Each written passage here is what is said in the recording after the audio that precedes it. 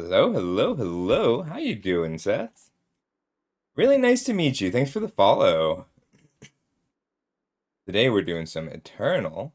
Gonna be a good day, I think. I'm gonna draft a bit, which I missed, and then I've got a preview card to talk about. Icarus, so do you and Vincent. Hey, Comet.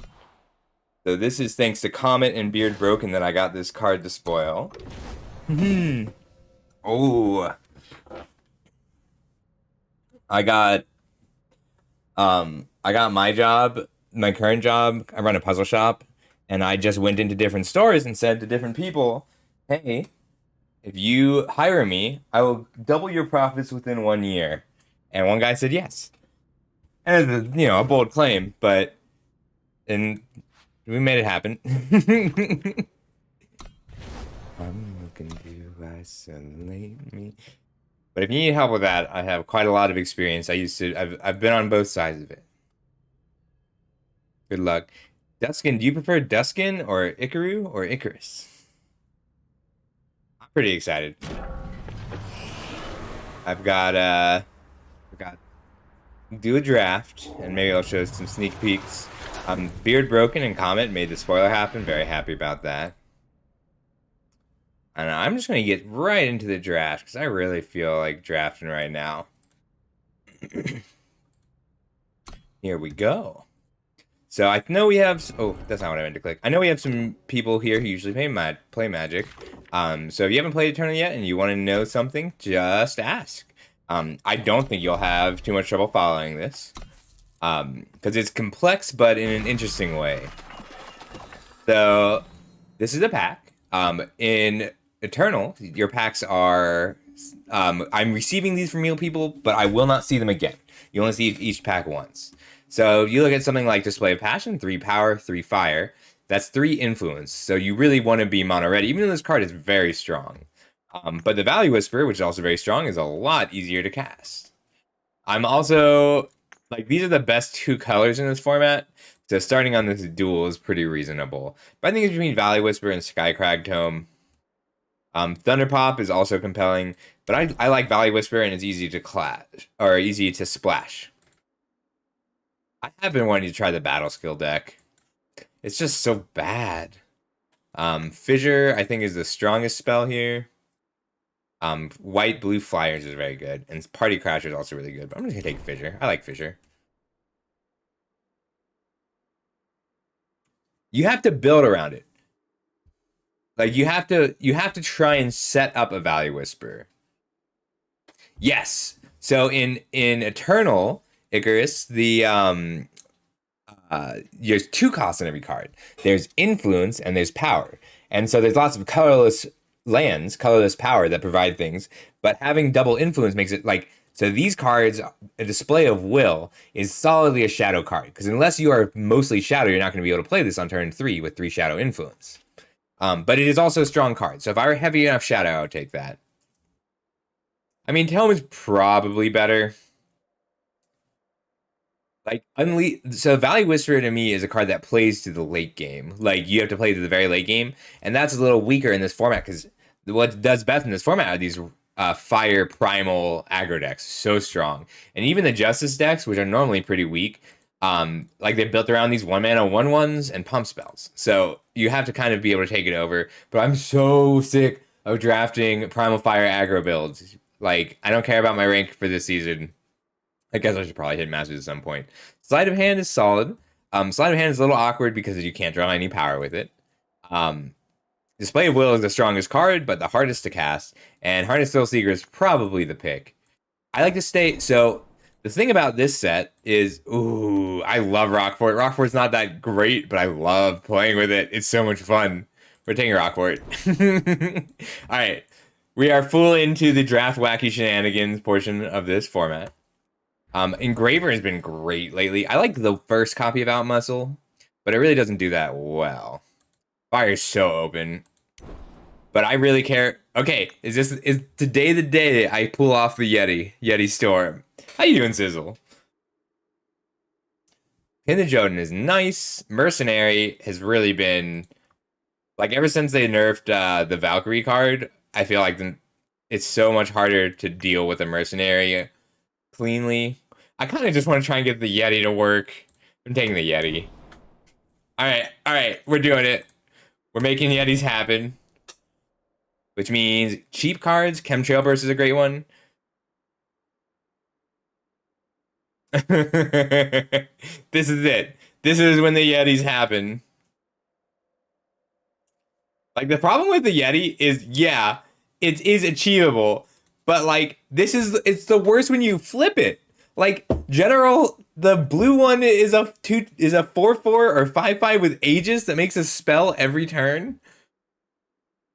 I love this song. Bren's Insight could help set this up, even though and Point Blank is fine.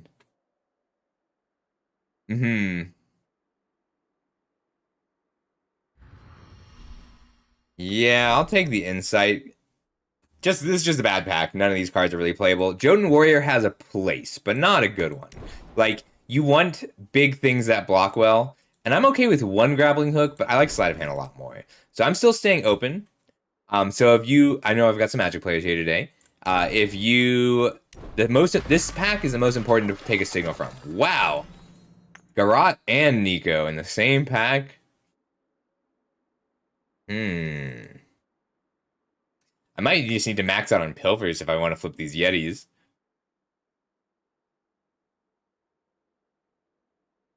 Yes, thank you. Like you have to work with the Valley Whisperer.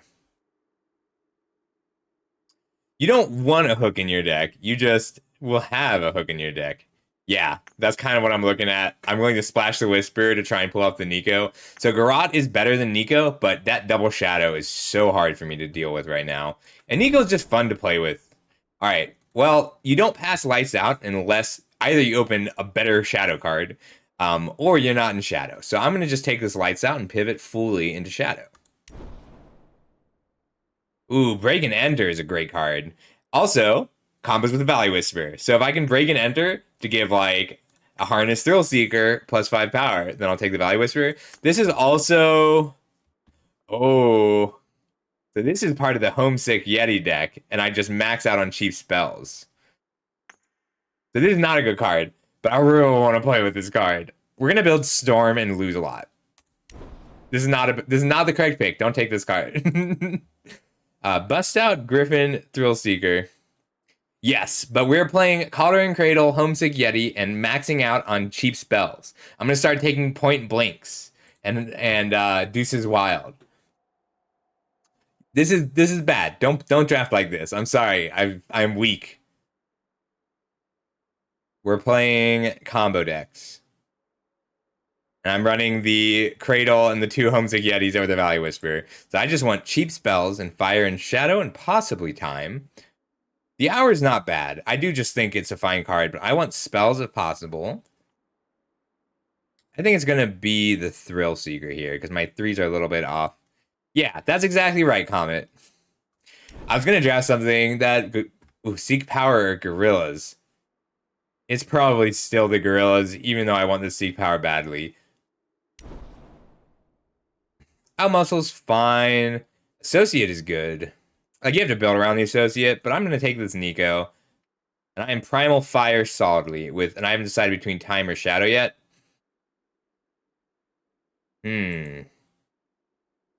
I do want this Lights Out. I'm taking the Shadow Signal. I lost to this card. Somebody played a Cauldron Cradle and made like 6 of them. They were playing Hydrates. That's how they did it. Yeah, okay, let's do it. We'll take the Hydrates. We'll take the Hydrates high and the Point Blanks. Ooh, Waykeeper's just good. Okay, so this is a legit pick. Like, actual, not for this deck, but in general. Borderlands Waykeeper or Gron? Because it's got to be the Waykeeper, right? But somebody was really trying to argue for Gron. And, like, there's so many, like, Harness Thrill Seekers and Nikos and Gorillas floating around that the Gron blocks cleanly. But, like, it's got Aegis. It's a 2-drop with Aegis. I think this is a slip-away deck, but I'm not passing the Waykeeper. I could run this Check Raise. It's a 1-mana spell. It's probably bad. I'm not gonna go. I'm not gonna do it. Hmm. I agree with that. Hmm. Can I make this consuming greed work? So I am fire primal, and I haven't decided between time and shadow yet. But I'll go with whatever gives me more cheap spells. So if I take, so none of these cards are worth playing for me right now. If I take if I take the Derringer, then I'm planning on leaning way into these Thrill Seekers and Waykeepers and having a plan A of attacking hard and a plan B of this Cauldron Cradle. If I take this Arcanum Orb, then I'm specking on a Lucky Prospector deck. But I don't think I need to spec on a Lucky Prospector deck because you play Lucky Prospectors when you don't have other cheap cards. And I have other cheap cards. Like my twos are good whether I run this Shadow Nico or not. I want the Nico. And then Greed is fine. Like you need to get some hours to sack to the Greed. Yeah, I'll take the Greed. I like the Greed. None. Or it's fine. Ooh.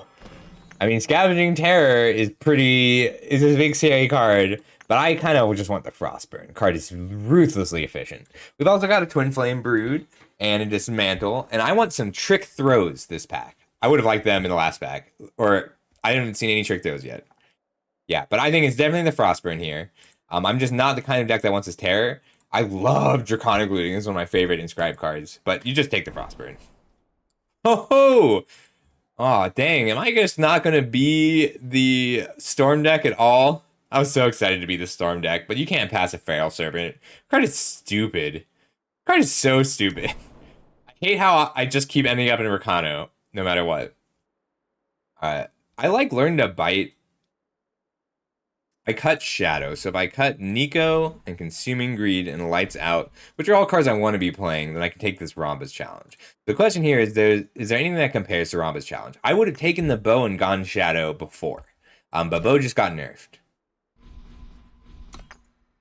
I like Rhombus Challenge quite a lot. Molten Feet I also really like. I'm hurting for Inscribe right now.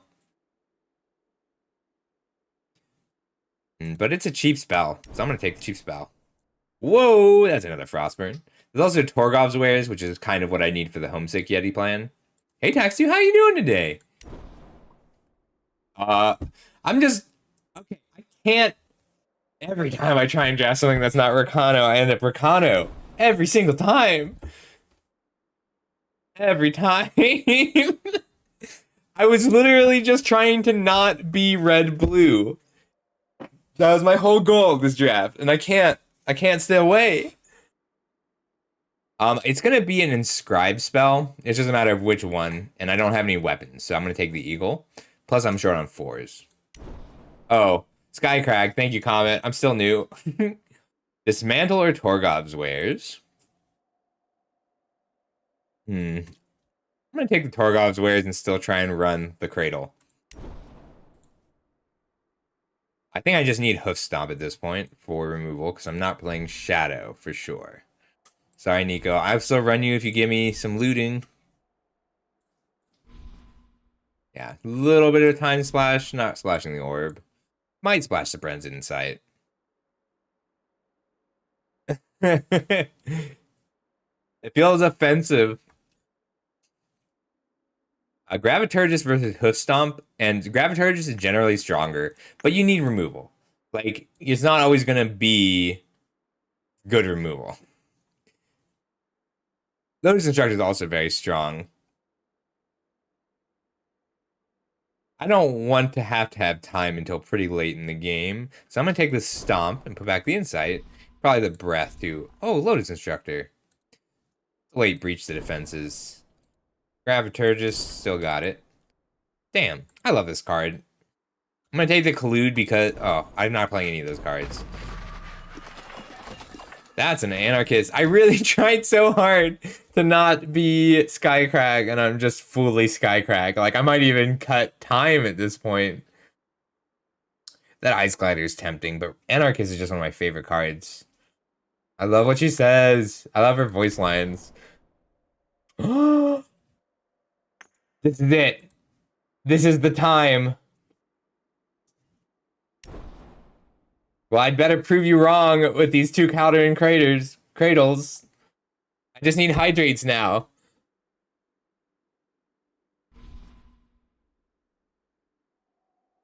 It's really hard. Yeah. Hey Damazi, how you doing? I was trying really hard to not be Skycrag. And it just didn't work out. No, Sizzle. I've got 3 Frostburns. I just need 1 more Hydrate, and I'm gonna run these cradles. This'll work. Although I feel like I should be taking an hour over Stone Scar Maul here to make this work. But I can't pass a Stone Scar Maul. Car's just too strong. Slip Away. Probably the Party Crasher is the pick over there, because I don't really want to play the Jotun Warrior. Damn, I guess I'm just gonna go get 7 wins instead of playing these Caldron cradles. Or I could take this Backlash.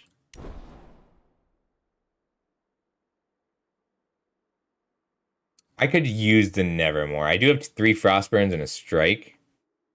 I could say that, Aurelius, but I won't. I have too much self-respect. Oh, that's a lie. I can't. What is happening? How is there still an Armaments Collector in this pack? And a Loot Strongbow. I first pick this card all the time. There it is. This is what you need to make the Homesick Yeti work, because that's 3 costs for 3 spells.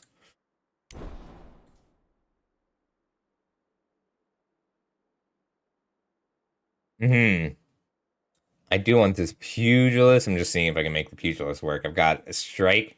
I've got 3 Frostburns, which takes out the tiny blockers. Yeah, 3 Frostburns is what you need to make a Pugilist work.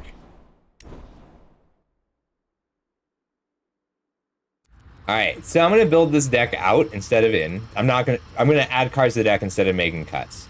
So some of these cards are gonna make it no matter what else I play. So I want to see what those are first.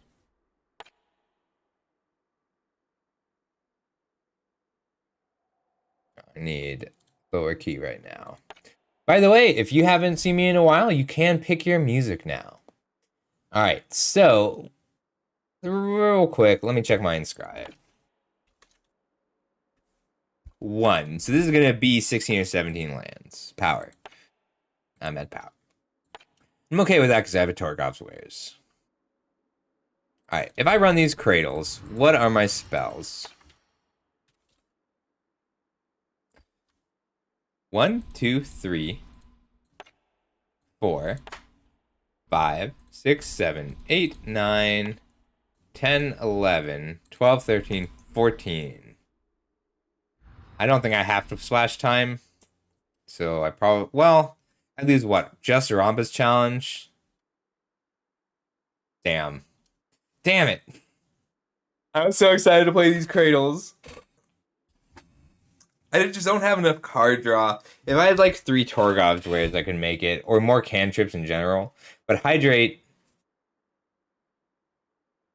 What do you mean Unleash was nerfed? It just can't be reduced.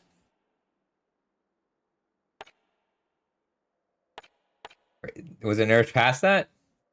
With its original cost. Okay, that's fine.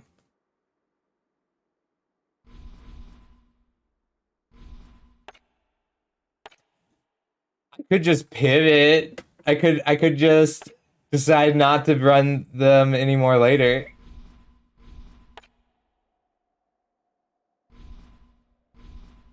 Damn it, this deck is so ruthlessly powerful and efficient.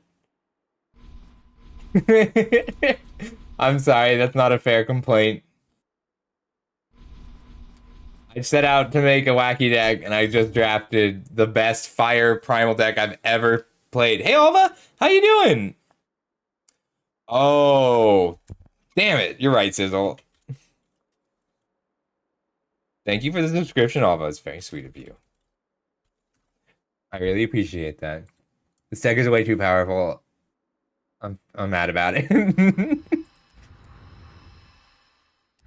Graviturgus is actually the biggest hit just for lack of units. I'm not gonna cut the Yutties and the Cradles. I'll cut the Cradles. Hmm. I'll do it as soon as this is over. But if anybody wants to see this while I'm doing some deck building, I do have this preview that was made by Beard Broken for this particular occasion. And you get a preview card preview. Hmm. Wow, I just want to try and get the Cauldron Cradles to work now that I have two of them. I don't have any fixing. Beard Broken is the one who made this art. He's fantastic. I was so impressed. Okay. Alright, I will run the Yetis. I'm not gonna run my Valley Whispers. I'm not gonna run my Cauldron Cradles. I'm very sad about it. Alright. I'll keep the Hydrate. I like the first copy of Hydrate. And Sleight of Hand is useful. I can't pop off the Yeti with it anymore. Derringer is also solid in this list because I have the Anarchist, the Waykeeper, the Feral Serpent, and the Eagle to go with it. And I'm going to cut one Point Blank because this card is bad, but I'm still want it because of the Yeti. Let's go.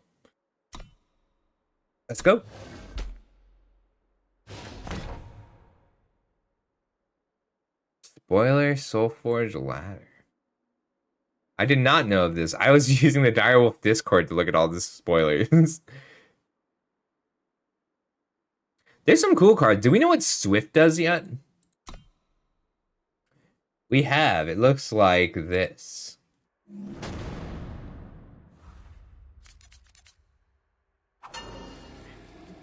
Alright, we're gonna throw it back. I haven't played Synesthesia.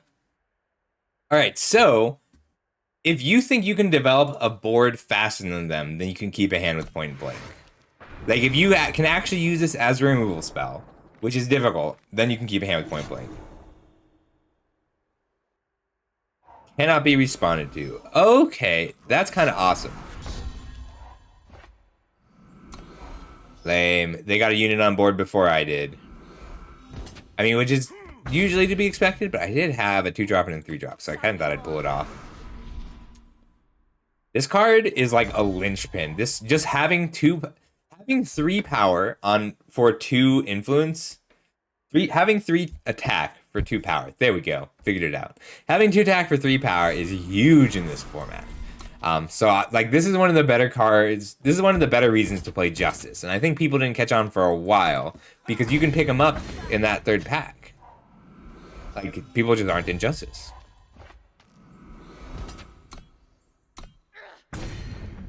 Alright, we'll get the Engraver down, and that means that I can Frostburn and hold up the Hydrate if I need to. Probably offer this trade, but we'll see what they play. I'd like to Frostburn and then Point Blank. If I Frostburn both...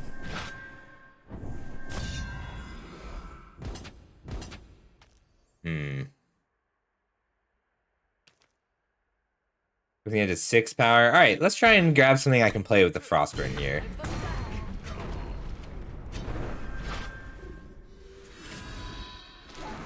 I need to discourage this attack so that I can... Oh. Well, that does make things easier.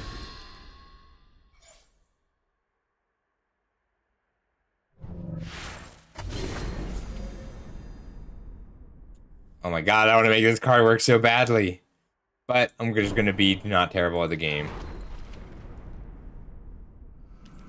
So, I can either Searing Fist right now to kill this, or I can try and be a little greedy with it and wait and do nothing this turn. And I know that that is counter to how most people want to do things. But I'm going to pass. I'll block and Hydrate. We're going to Hydrate. Spending cards here. If he wants to use a spell here to pump, I'm okay with that. Because I don't want him to pump when I Fissure and Searing Fist. So he's going to use a pump spell to take out my creature. Then he's going to play something big, probably Towering Terrazon. And then I'm going to Fissure and Searing Fist. And I lucked out and they didn't have the pump spell. So I'm planning around what he's about to play. Because he just played 2 depleted sigils. 2 cards, 3 cards. Well, it doesn't matter super much.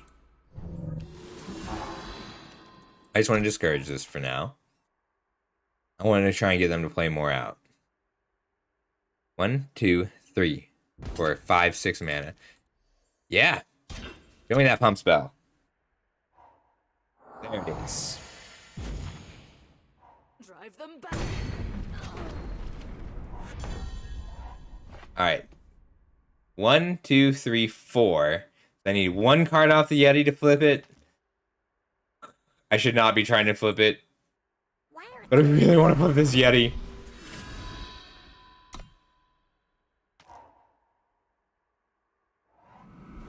If it reduced the top non-power card in your deck, it would be awesome.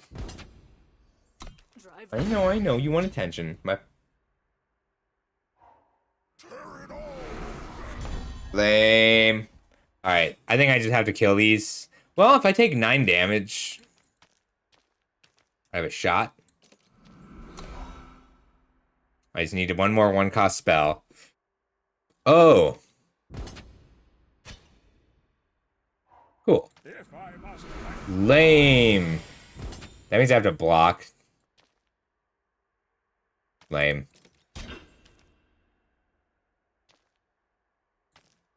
Do I have to block? I could just take 15, try and flip the Yeti. I'll die. I just need. I'm betting that I won't be able to flip the Yeti off this top card. Yep. And I'll have to fissure and fist.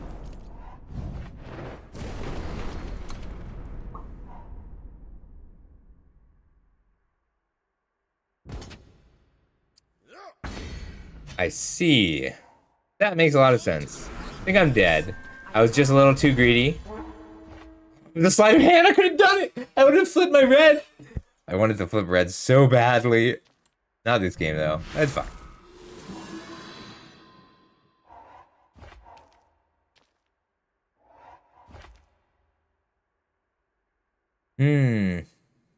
I guess I...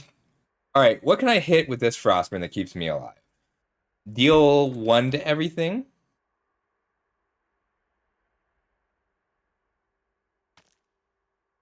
A blocker does it. I just have to make sure that one of the things I hit is their flyer. Because I promise it's not as bad as it looks.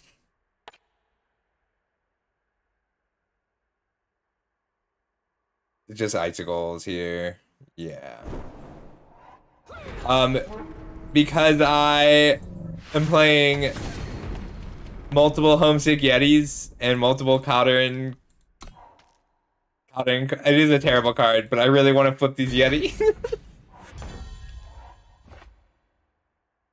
It is awful.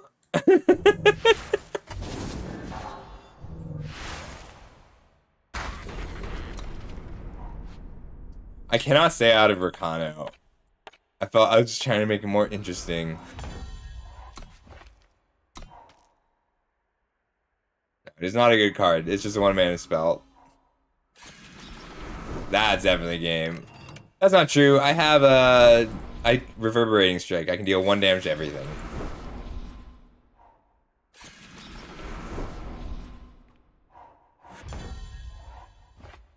Two, 3 blockers. There it is. Too good a draw from Synesthesia. Alright, I'll take the Yeti package out. It's because I'm running so many bad cards to try and make the Yetis work, because I really wanted the Yetis to work. But like, feed the flame. The Yeti packages feed the flames, both Yetis, and point blank.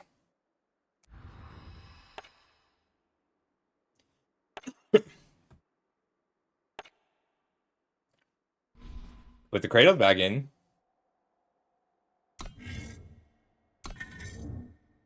Yeti needs cards like Feed the Flames, like reasonable cards.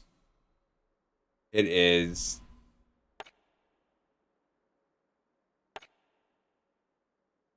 Oh, this is a fine Pugilist deck without being a good Pugilist deck. I can run 1 Cradle. Damn Damn it, I really want to play these cradles.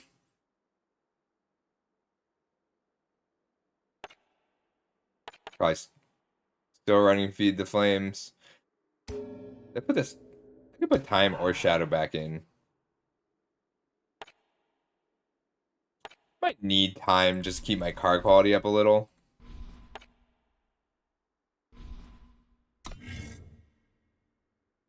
Yeah. Time gives me just such better cards even without the Inscribe.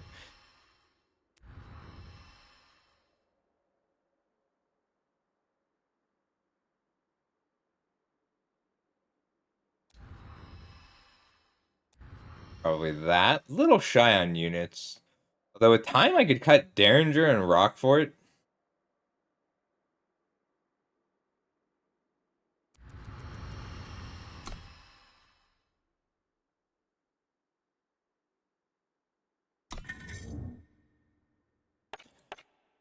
Alright, one more time I want to count the spells. I only have one spell with Unleash.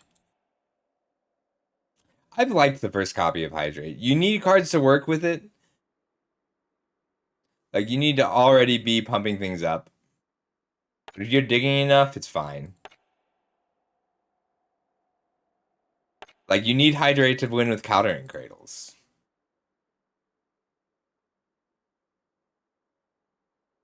I just don't have enough cantrips. I needed Flash...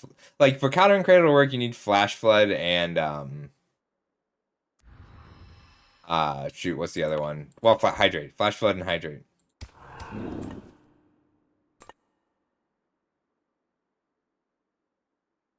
think Feed the Flames is fine. It's not ideal, but it does let you recycle a power. I don't have enough ways to discard Nico, though.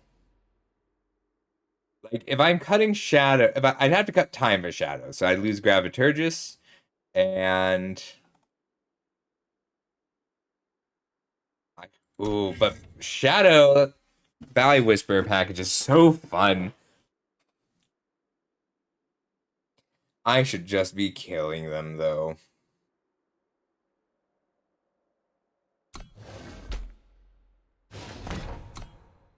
I wanted to make the Nico Frostburn Valley Whisperer combo, but I didn't get the Seek powers for it.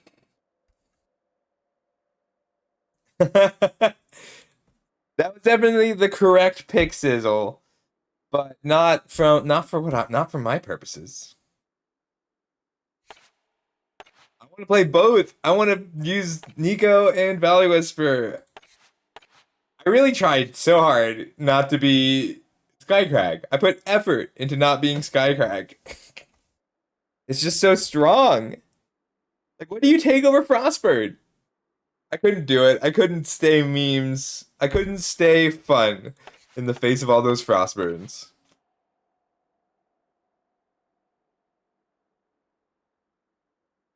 It is. Just a little. But my card quality is so low if I'm not running another color. But I started out in Time, and then I moved into Shadow.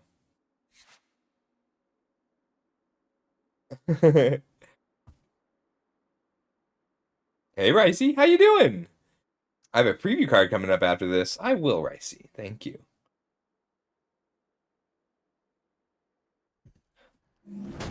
Ooh, it's Shadow. I feel like Shadow is one of the people who I've played most often who I've never met. Look at that. Game's easy. Perfect power. It's pretty slow. I'm not a huge fan of... Well... I might just smash this Feed the Flames down to play them both out on turn 2. Like 6... Oh, I can't. I don't have 2 fire. Whoops.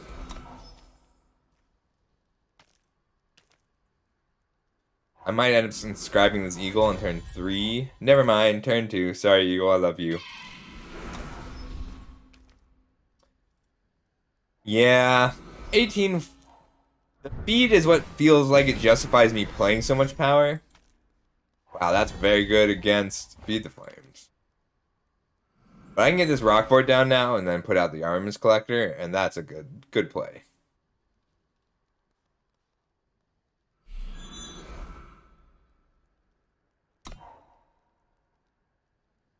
I love this card. This is a really well-designed card because it's like reasonable. You can grind value out of it, but it's hard to actually pull value out of the card without a huge power investment. I also like the Totemites. They're adorable. Look at them. They're just little power bombs, little batteries. Yeah, this is a really cool card. I tried so hard to play with it in that Skyline deck. Hmm. Aw, that's sweet, Ricey. I always like it when you pop into the stream.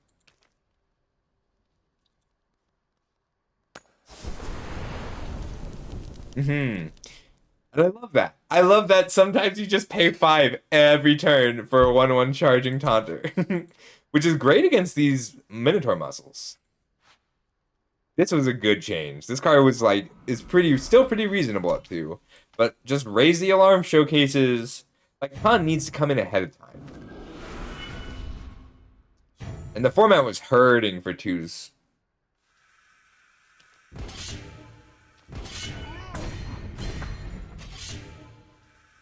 I think I still just jam.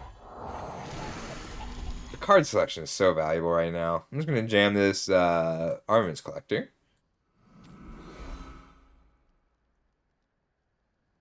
And next turn, if this survives, I don't super expect this to survive. Ooh, Backlash is nice to see. So if this survives a turn, then I have 6 power. So if they don't attack with both of these, I expect them to attack with... Attacking with one doesn't have a huge point unless they have a removal spell for the collector right now.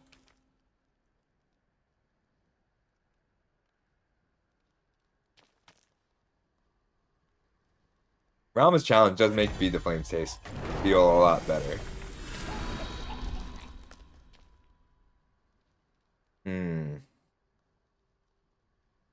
If I wait 1 turn, then I can Gorillas, Feed the Flames. And I can play out the Graviturges without contract and hold it up. Hold up the Backlash. Let's just get in.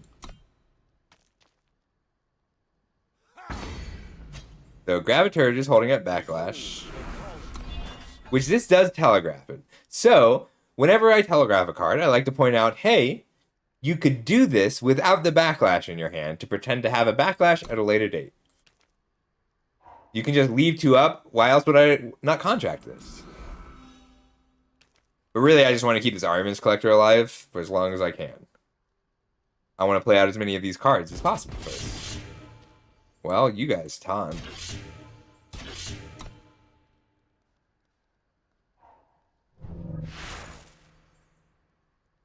Huh. This does not feel worth a Backlash. I feel like I want him to put a 1/2 Taunter into his deck for a dead draw later.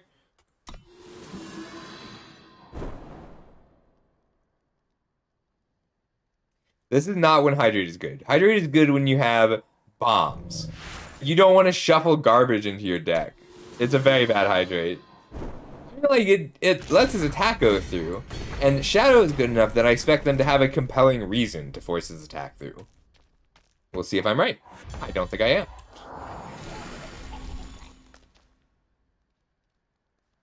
This Invoke is worth it right now.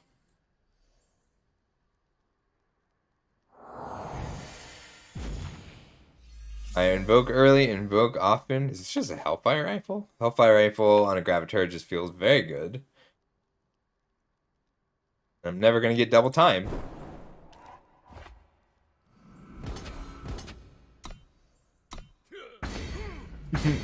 Look, if I hydrate a Forlorn Griffin, I'm upset. If I hydrate an Armaments Collector, I'm winning the game. Putting 3 Armaments Collector into your deck, doesn't matter how they get there, will win you the game. Card is so... This is one of my favorite cards in the set. It's definitely up there for me. Just fantastic design. If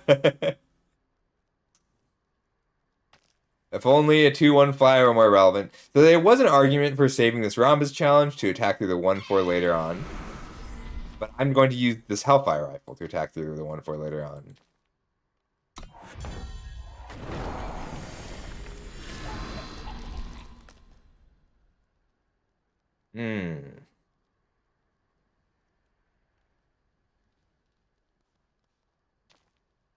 We're just gonna crack in and try and bluff a block. No, I'm gonna Gorillas this turn. Keep pressure on. With me, John. With me, John.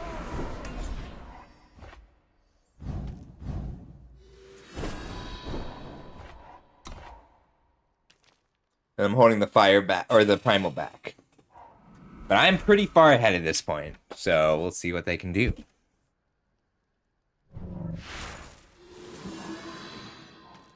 I could have played the Flame Fang. I'm a little too careful now. My board has been wiped so many times by Shadow. Shadow always first picks Saloon Massacre. I mean, not first pick, but I've been Saloon Massacred probably 4 times by Shadow in the past few days. Shadow always plays Shadow, by the way. Which means they do tend to have the sweepers.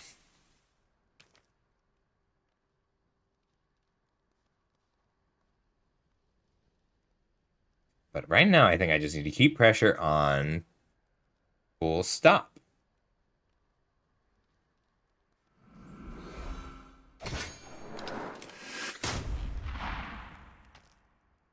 And next turn, I'll be able to attack with these.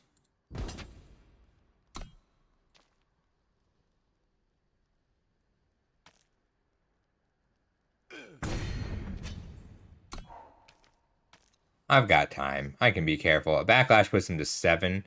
A Maul puts them to 2. And a Reverberating Strike puts them to 1. The Strike plus these Gorillas should get there. I'm just going to Backlash this. Make sure I have lethal.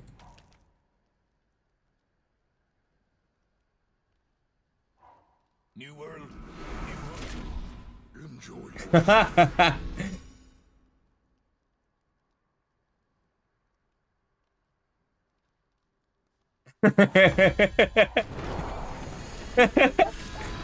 Yeah, I do feel like that's cheating a lot of the time, so I don't have to use it too often. But I've got a pretty good idea of what everyone likes to play.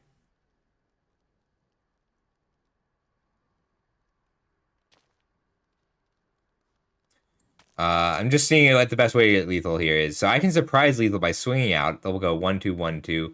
Strike puts them to 6, and they'll take 4 trample.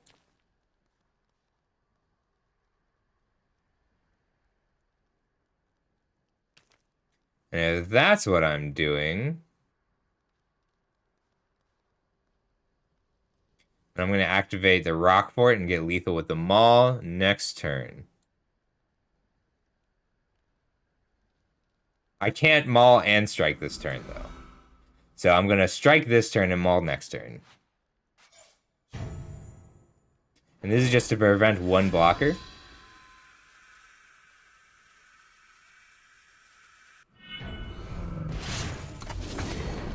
And that way they can't put the 1-1 in here. This way they can't double block any of the Gorillas. Which means they have to go 2-3, 1-3.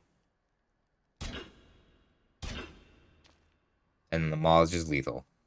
But you're right, if I had played that Flame Fang and the power a few turns ago, then I would have had lethal this turn. But at least this way I get to discard 2 Flame Fangs. So clean.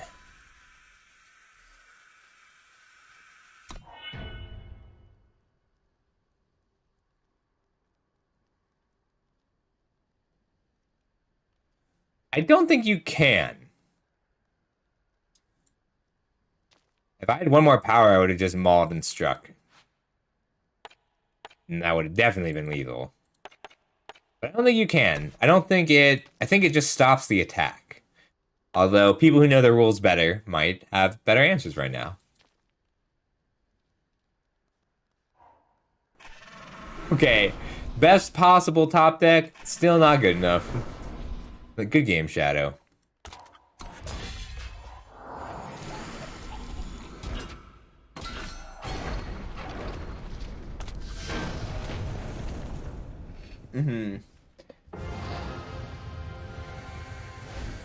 Right. That would be so cool. All right, just taking a quick look.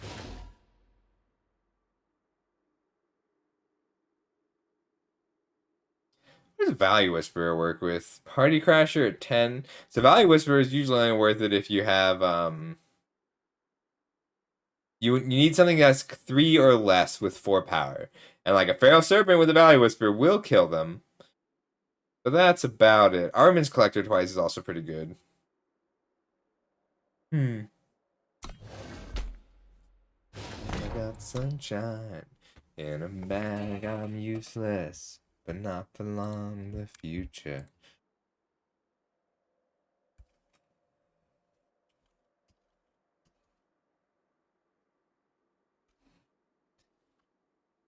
Time for me is nothing because I'm counting no age. Now you could be that. All right. So just one more. If you just arrived, this is what the preview card is going to look like. And I'll leave it up until the game starts. No, you have to work at it. Like, you have to find a way to give something like a war cry trigger. Yeah. Life, those are definition for what life is. Love this song.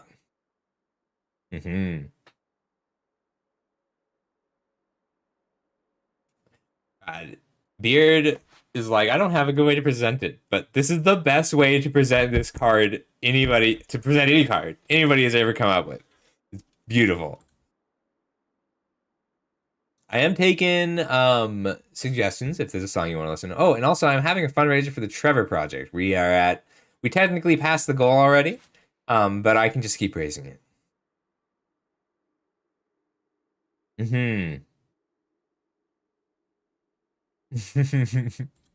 It does have a big butt. It's a good guess. That's the first clue. Who does? Oh, I'm so good at this game. Look how easy this is. This is not a good hand, though. It's a keep.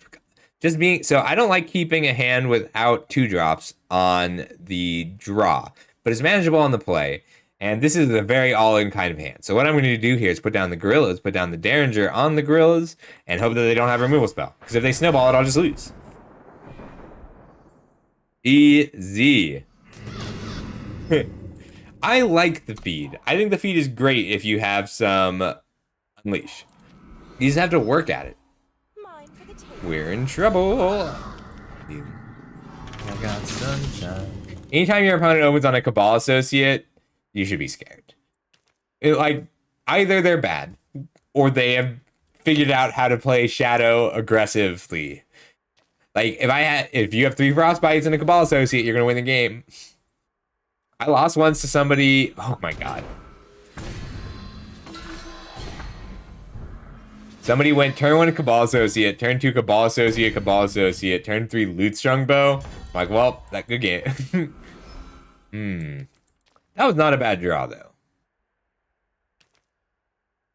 I'm going to play out the Engraver, just because it gives me a shot at playing 2 Gorillas. And I don't mind just giving up this Esh Totemite, because I'm going to be playing a 3. I'm likely to play a 3-drop next turn anyway.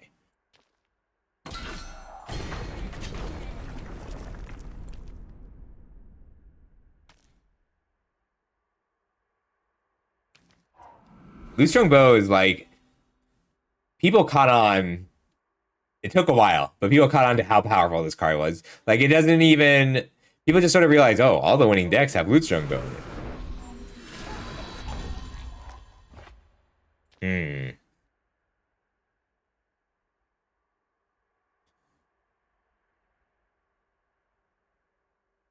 I'm just gonna crack in.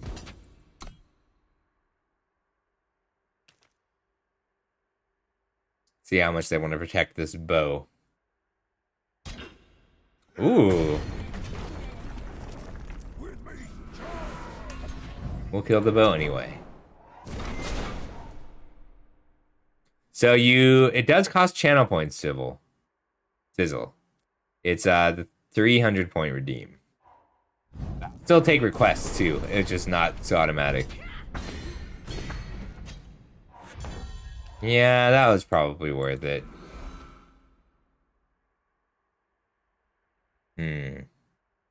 Am I gonna aggro this game out? I am gonna aggro this game out. Heck yeah. I love it when people suggest music. Alright, it's in queue. Oh, thanks, Ricey. So if I play the Graviturgist and don't leave this back, then I risk a burn spell to the face, bringing this up to 4 power. So we're gonna switch. We're gonna pretend to be the control deck, but Ashton's just gonna put a Derringer on the Graviturgist and use it to hit for 4 7 times this game.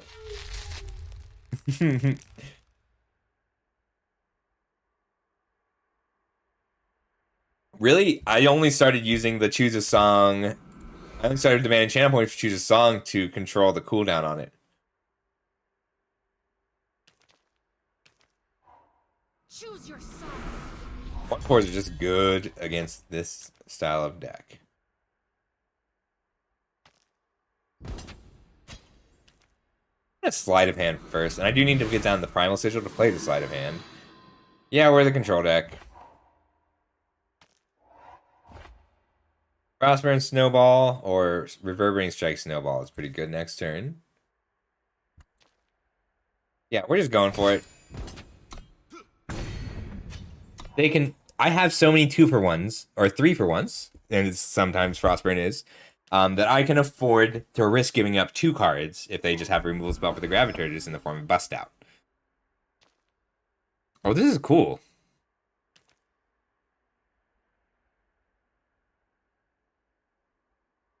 I like the song. I've been going back through the Needle Drop or Todd in the Shadows top 10 best and worst pop songs of the year. It's been cool. Just music is a cool way to look at what a year was like. Also learning a lot.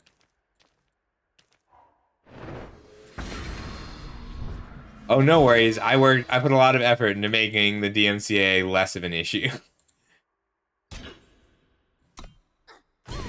So they did have the Grenadin Rescue.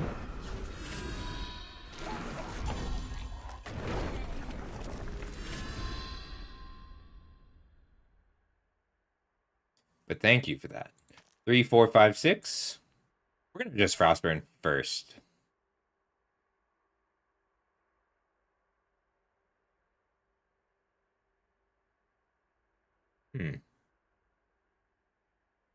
Cancel. If I put this down instead, I can Reverberating Strike, but I'll still only have 6 power next turn. Yeah, we'll Frostburn first. Deal with this Engraver. And this does kind of telegraph the Reverberating Strike.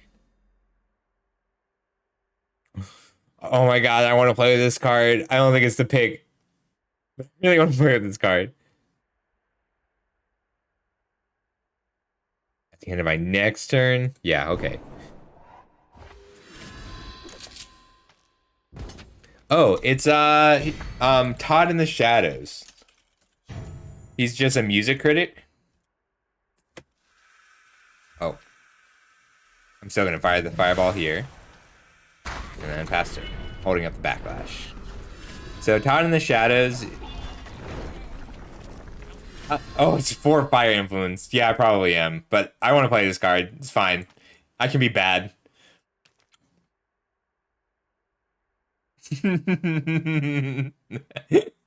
It's perfect. I'm gonna play Mass Protection. I'm gonna win with it. You'll see. I'm gonna draw 2 more. I only need 2 more fire. That's easy. This is my lucky day. Also, I might win the game with it in my hand. This is a pretty good plan that I'm on. I don't have the, like, it's not going to get hit by a Desertion or Diminish. This Graviturgist may very well go all the way. Hermit's a problem, but manageable. Especially if they activate it again.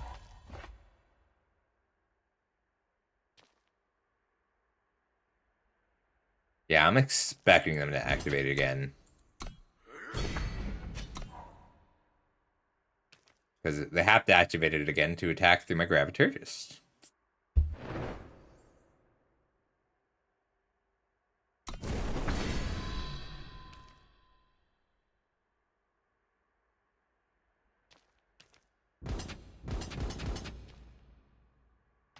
Uh-oh. See, that scares me. Do they have a pump spell here? Okay, so they don't have a pump spell.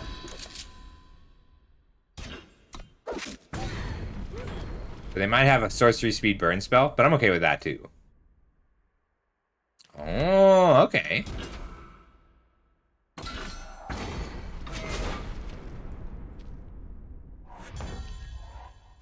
Useful. Not right now, but at some point. So I'm looking to just backlash a spell, hoof stomp, fly over. That was a really good draw.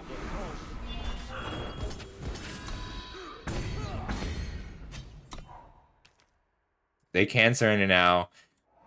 See, I told you I can win the game with mass production in my hand.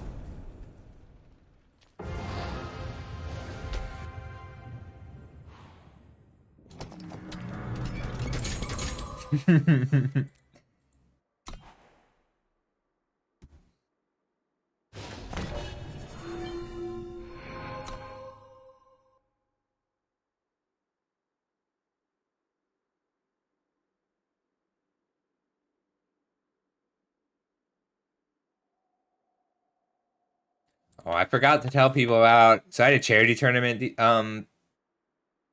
yesterday. Sorry, time is weird. I had a charity tournament yesterday. And for the Trevor Project, and it was Peasant Cube, and I just realized that I forgot to tell everybody that there's more prizes. Got good prizes. I have a prize wall. I'll run an Eternal tournament eventually. Would you guys be interested in an Eternal charity tournament? I don't know how to do Eternal drafting though. There's got to be a way to do Eternal pod drafting. I'll see if I can set it up.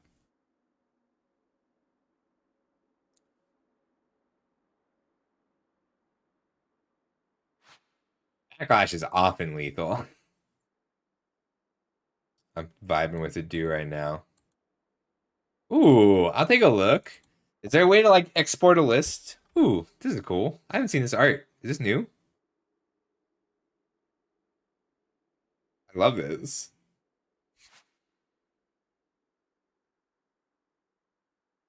I want to try and get a group of people into a pod draft and then have a charity tournament using the decks that you draft. But what I need is records because I got to be able to make sure that I'm cheating. So my memory is good enough that if I just view the records and somebody plays a card that they didn't draft, I'll know. Damn. So I have I have enough colors, but you can't keep a hand without early plays.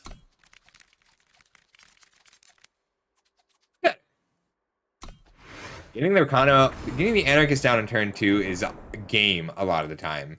Like, sometimes they'll just kill it, but sometimes it'll get 3 attacks off, and then by the time they're able to block it, you can Frenzy trigger it, or even just threaten the Frenzy trigger.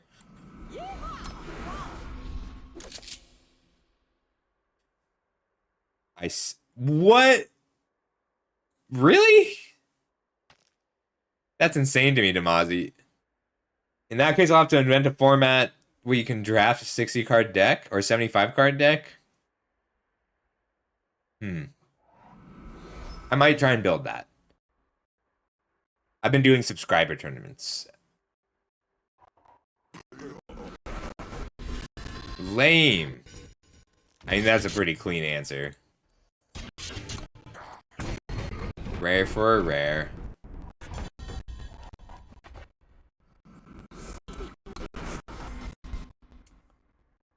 I should have played the Time Sigil. I don't know why I thought that was a Primal Sigil that I drew.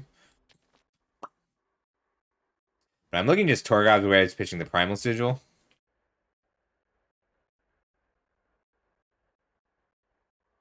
So what I usually do for my tournaments is I pay out in tickets. So I have a prize wall because I have a board game shop. So I pay out in prizes for my board game shop. And then I give people prize wall tickets that they can use in the board game shop. So I'm going to attack just so that they can't taunt back. But first, I'm going to Torgob's Waves. Ooh. That was a good draw.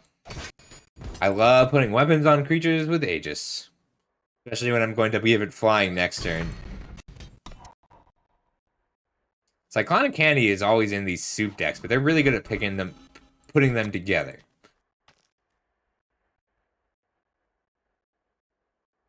Hmm. Take a look at that beard. I'm pretty interested in trying to make something like that work. Let's just ignore everything my opponent's doing and make this 5 power fly. 5 power Aegis is pretty good. And even if they put down a blocker, I can use the Maul to trigger the Frenzy on it. They're not going to race me with 3 power. I might put down the Armors Collector even at risk of the Tinker next turn. But it doesn't matter what I draw. Respectable. Okay, that was... Ooh, is this better? 5, 10? 8, 7, 6. I can't get lethal that way. A nostalgia. I wonder why. We're just gonna Frostburn.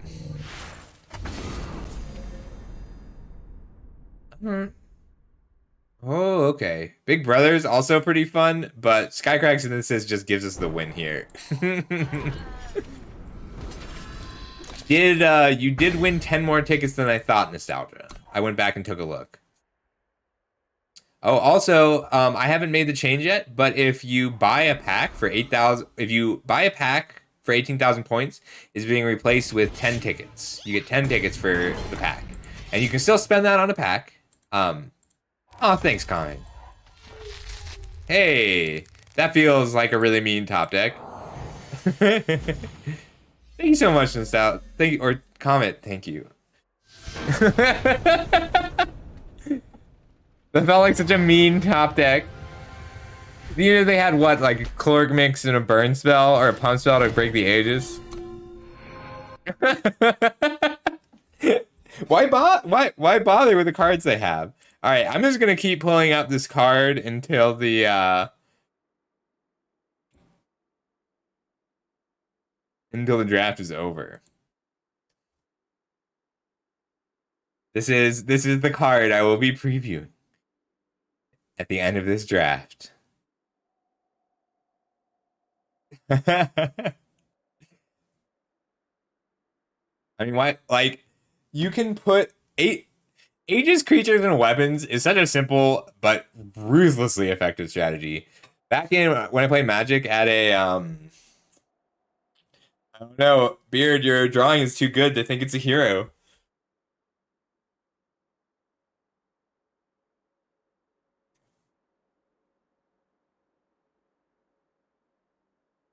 Is it the Hunter x Hunter theme song? I just realized what this is from.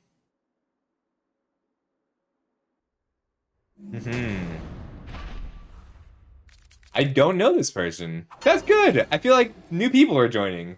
What hand though? Thrill Seeker into Frostburn always feels amazing.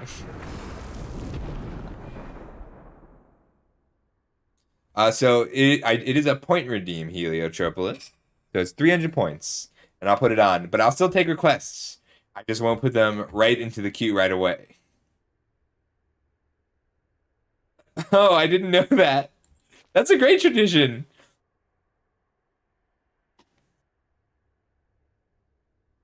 That just sounds like me. I'll still take the requests, but if you wanted to just play next. Oh my god, I am in love with this Adu piano solo though.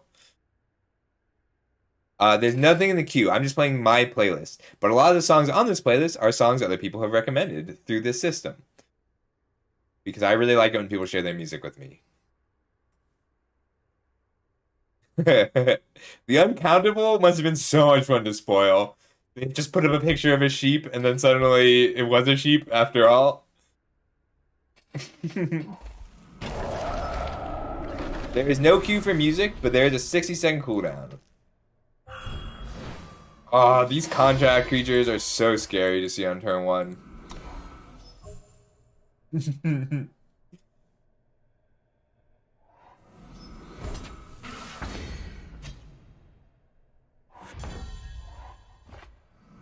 Thrill Seekers are fine. Like, I'm willing to trade off this Thrill Seeker for a burn spell or a pump spell. Like, a removal spell or a pump spell. Because I have follow-ups. If you don't have follow-ups, you might have to be a little bit more careful.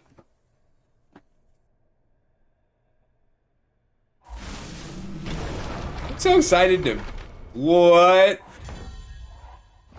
What has stealth in this set? Oh no, this is an old draft.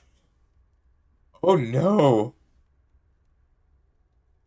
I can't beat previous format decks. Alright, I gotta think a little, because I only played this set, I only drafted this set 2 times.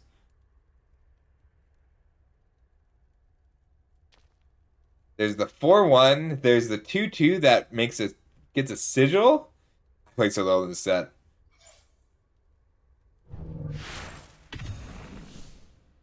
Ooh. This is a Tomb of the Azure Mage deck, isn't it? No, I just want the Linwraith Channeler. Card's really good for me. I could try and pull off the Tomb of the Azure Mage this game. I've been wanting to try and pull this card off.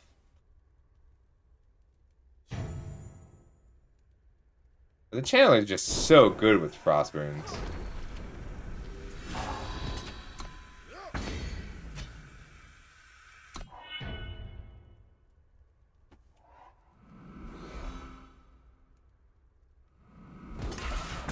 I love the Channeler. I first picked the Channeler a lot because it's so much fun to build around.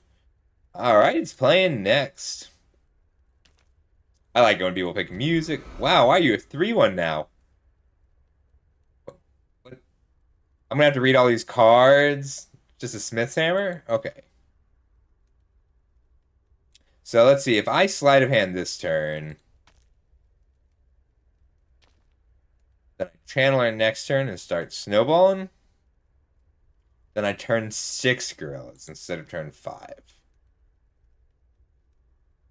Sorry, it's not done through Twitch in any capacity.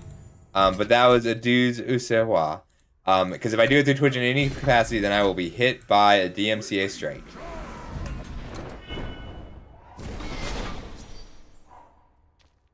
Oh, this is nice.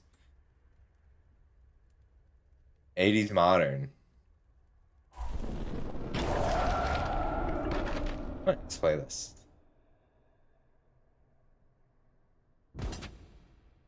Yeah, that's fine. I'll try with the grills. Yes. But that was a do. Usewa. It was a lot of work, but it was definitely worth it. 6? If I swing for 6, that's a 3-turn clock. They swing back for 5. That is not. Oh, heck yeah. Yeah, that's kind of why my playlist is so all over the place, is because I keep adding songs that people suggest, and I stream so many different games. Alright, that one's in the queue now, too. Alright, we are on the Channeler plan.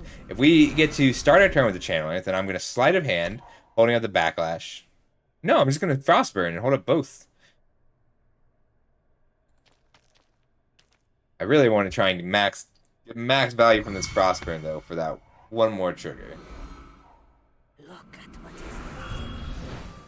is I play so much MTG.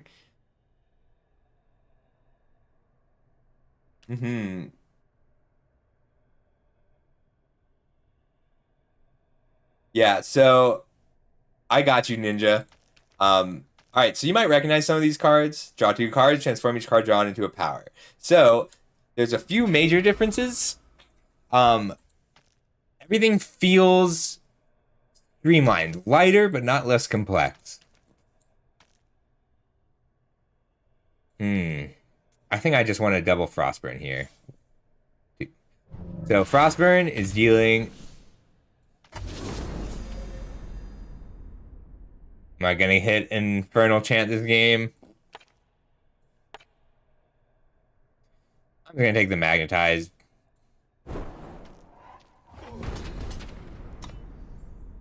And I only take 3 damage to pull off the sleight of hand this turn.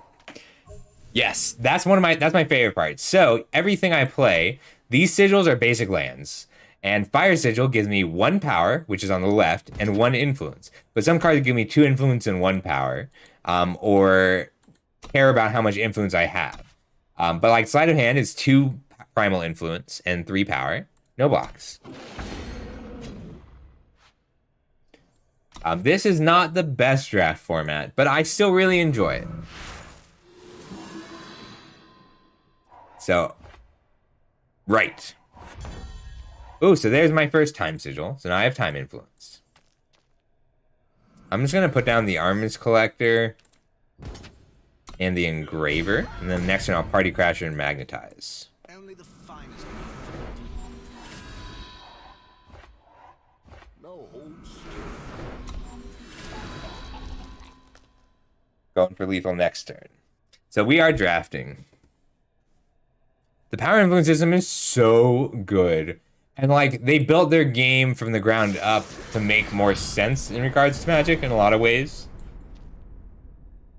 If they attack here, I definitely have lethal. If they don't, I probably have lethal. Awesome. Rockfort! 5, 8. Yeah, we'll just Stomp Hold of the Backlash. A space! I love... Patrick Sullivan was one of my heroes. LSV could make a game, but not always. He's okay. It's a good game. I like having both. Like, a lot of people are one or the other, but I learned so much in terms of drafting both. It is fantastic for drafting. So this time, Ninja, so it's like if alchemy were always the point. And it works so well. It's like Frostburn. Invoke gives me a fire or primal card, either a spell, a choice between a spell, a unit, and a relic, which is an attachment. So this card is just nuts. So I was trying to stay away from Skycrag from blue-red, and I got 3 Frostburns, which is a rare, and now I'm just playing Frostburns. But in max 4 games, I will be doing my preview card. Ooh, Minxie, how are you doing? Good to see you. I had a preview card. We're gonna have a preview as soon as this is over. Uncommon. Everybody, go check out our resident information broker. It is really hard for me to put back a hand with Feral Serpent, even if I don't have both primal. So this card wins the game by itself. I've shown you a few times this draft how strong a flyer with Aegis is, and enough power. But a turn 2 Thrill Seeker with Backlash turn 3 is not great, but a turn 3, oh, I'm so good at this game. Look how good at this game I am. Can you believe how good at this game I am? Of course, Minxie. Alchemy was a terrible Dominion set. Oh, I'm sorry, Minxie. I really feel better soon. This is somewhere between Hearthstone. This is Eternal. It takes all the best bits of Hearthstone and most of the best bits of Magic with a few of the bad bits. But it's just a more streamlined system all around in a bunch of ways. I really like having access to both. The mechanics were designed. There's so many little things that are just brilliant. Like clicking, for instance. Like, there are cards where you will choose... When cards are designed, the mode will be target an opponent, target a unit, target yourself. And then it'll change based on what you want to do. Ooh, so Covenant Peacekeeper is a card I really want to be sure to talk about today. Because it is just fascinating in terms of this format. Because stunning an enemy does not warrant an increase of 1 power. A 3-cost 2/2 with a stun requires a late game. It requires something that you know that... It requires knowing that your 4-drop is going to be better than your opponent's 4-drop, or your 5-drop is going to be better than your opponent's 5-drops. So usually that means either bombs, or in this color combination specifically, Towering Terrazon. So this color combination does not have a lot of answers for stuff. Oh, lame. They dealt with my Serpent, but that's okay. Peacekeeper's okay in aggro decks. Like, you need to have a strong 2-drop in this set. For Peacekeeper to be good, you need a good 2-drop or a good 1-drop, or to double spell on turn 5, which also requires good 2-drops. But Justice's 2-drops are so bad that ends up being really difficult.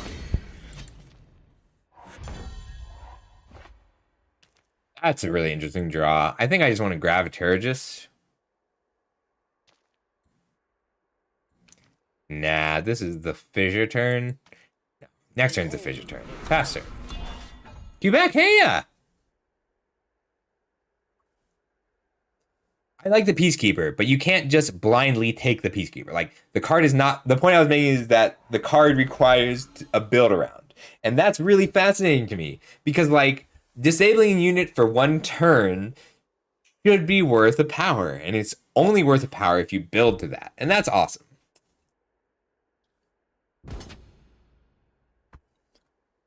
So, if this is a saddle up, I would like to call that out right now. But... then I won't be able to attack in Fissure. Alright, I'm going to block and backlash. I can't backlash. I'm just going to block. We're going to win the game with my Graviturgis. So this is not Dido, but is a cover by Pomplamoose, who just happens to sound a lot like Dido. But I love this song so much because it's... I mean, it's just a cover. But... it's a song about, like, hey, we broke up, but there's no fuck you in it. It's just like, hey, thanks for being a nice part of my real life for so long. The end.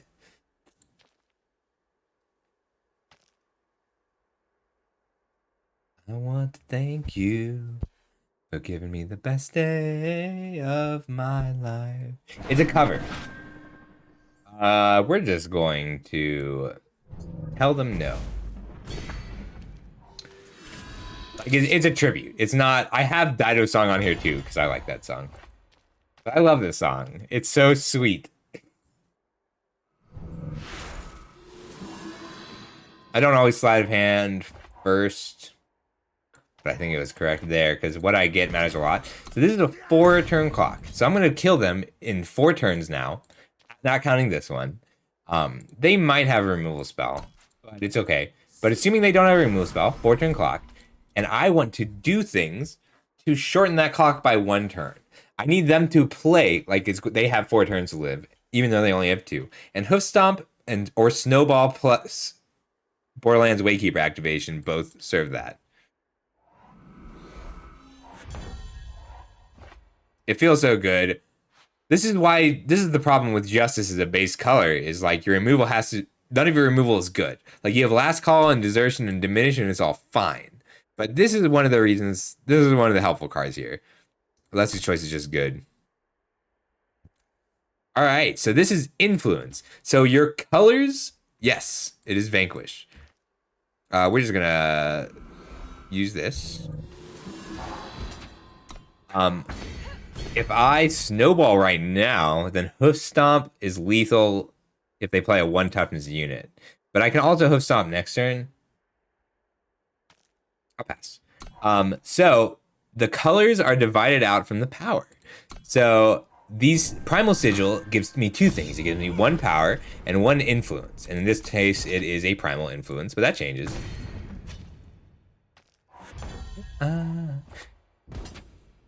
Can you...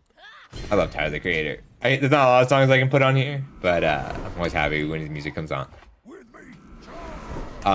Gorillas clones itself when you play it, which Sigardian something, the rare for the Alchemy rare, stole that. So I can play this as many times as I have 3 power. Very strong.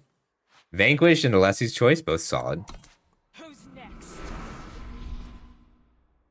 I don't know. I feel like the sensitive one is the person who comes in with an attack. 2020 vision. But also, a lot of them are young. And generally, they're a little defensive because people come in with an attack. But here... do I have lethal? Hoof Stomp for 4, 5. Fissure... if I swing, they take 1.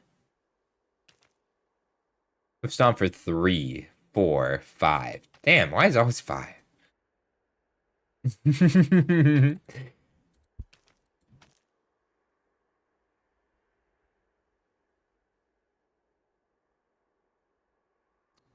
One, 2, 3, 4. Kill this, hit for 4. I don't see it. If I stomp the 2-2, they take 4 block. You're right. It 3-6. You're absolutely right, Sizzle. Thank you. No, really, I think that. So I actually have a good answer for this Fist Man, and I think it's because what being a VTuber does compared to being a normal person is they let you play a character, they let you play who you really want to play. And I think most people want to be dramatic, which includes a certain amount of sensitivity. I like being dramatic. I'm a drama queen. You get to be more dramatic when you're a VTuber, and you end up at sensitivity is just one trait that people tend to play up. Also, nice to meet you. How you doing? Yeah, MTG cards MTG cards the last 2 years have had nothing in between. Dominaria and Neo Dynasty are two of the best Magic sets ever of all time, and like I hated the Alchemy only set. Probably an hour and a half. Probably 90 minutes, Ricey. That's my best guess. I have to work in the morning. Wow, can I put this back? I don't think you can. Get some sleep, Ricey. Thanks for stopping by.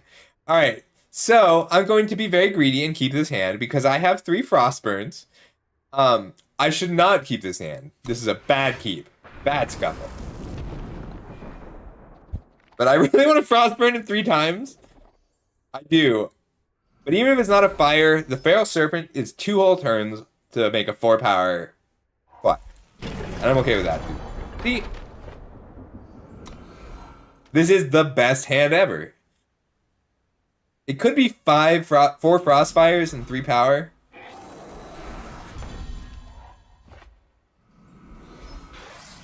Alright, now I have 2 turns to draw fire before it matters. Sometimes Feral Serpent just wins. Sometimes this card is good enough by itself to win the game. Ooh. Like, this isn't worth blocking into a saddle up right now. Not when I have the ability to just knock it down in so many different ways. But I think if they really had the saddle up, they wouldn't make this attack. They might have a burn spell. But if they had a saddle up, they would hold it back to block because attacking their telegraphs the saddle up so completely. It's an interesting attack. We'll sleight of hand because a snowball here is fine.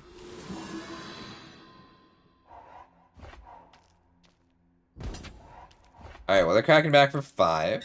And I'm still on Fire Sigil or Bust. But 1 Fire Sigil, and I can play all of the cards in my hand, which are very good.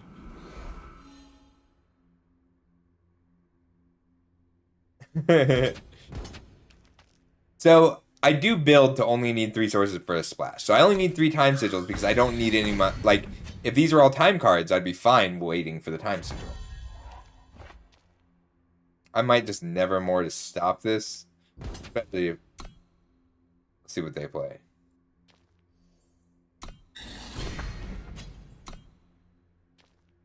Song's so cool. This is Lena by Caravan Palace.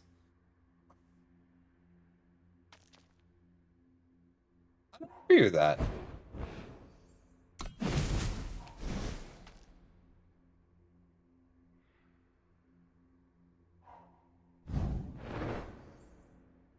Lame. Also hot.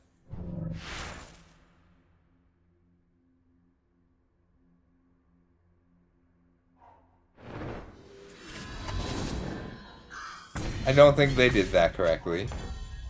Definitely not how they wanted to.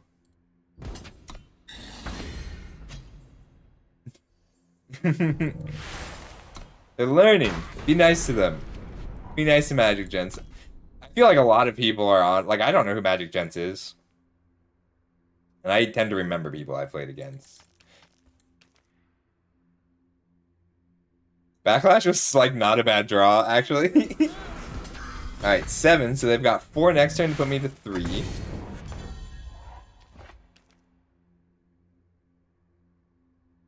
So 1, 2, 3, 4. If I backlash their pump spell or their burn spell, if they have a burn spell and not a flying unit, I'll win.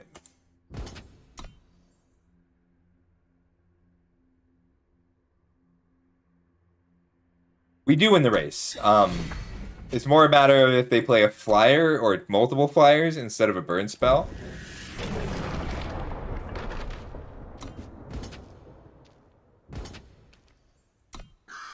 They don't have the pump spell. Do they have a burn spell?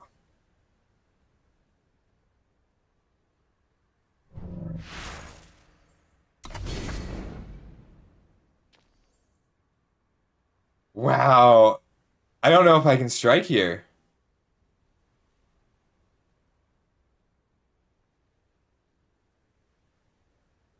The math doesn't change. If I strike and they have a burn... No, if I...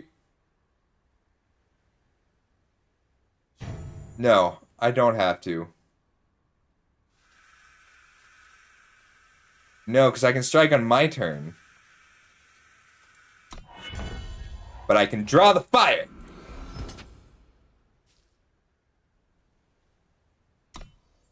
No, because if I strike on my turn, if I strike on the end step and this is a burn spell, I'll die in response. But this way I get a Frostburn for lethal.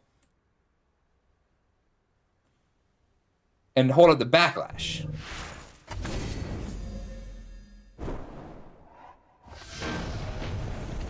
Yes, I'm playing around backlash specifically. But I could, so no, because I can still play the reverberating strike on my turn. It was just to outs. So if I have reverberating strike at the end of their turn and they have the backlash, then I die. And then if they don't have the backlash, then I still reverberating strike on my turn after the attack. But I have the chance to draw that power. Alright, I usually talk through the play a little bit more, but my timer was going down.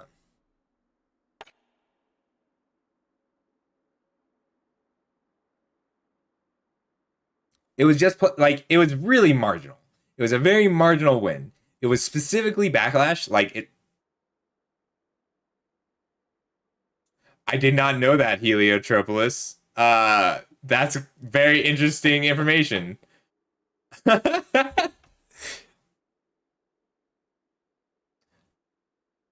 can they not burn in response to my strike on their turn? Like, it seemed the same unless I drew the Fire Sigil. Like, getting that draw was only relevant if I drew Fire Sigil specifically. Hey, Seb. I haven't played against Seb in a while. I want to keep this, but I'm not going to. This is fine.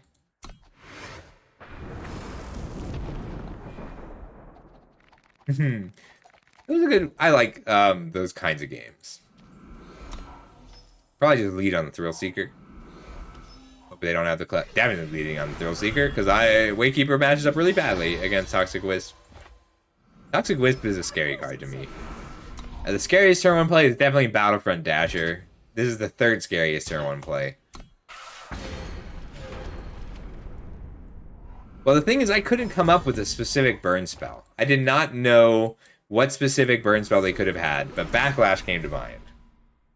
I feel like most of the burn most of the fast burn is 3 power. Well, that's annoying. So I'm going to spend this turn just being a flyer and attacking. I'm so excited about that. Thunderpop. Thunderpop is a good one. I didn't know they couldn't respond on their own turn. I thought they could respond to with a Thunderpop anyway. Perimeter clear. As annoying as that is, this Maul is so good right now.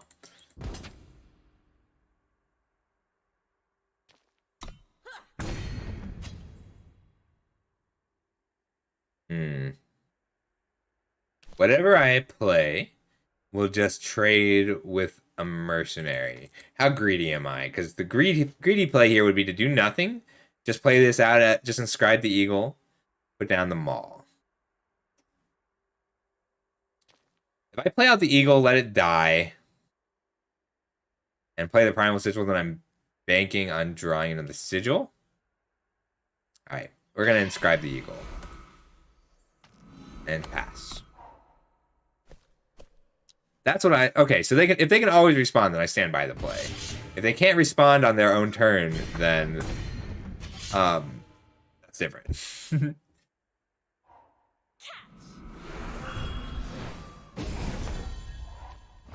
Annoying.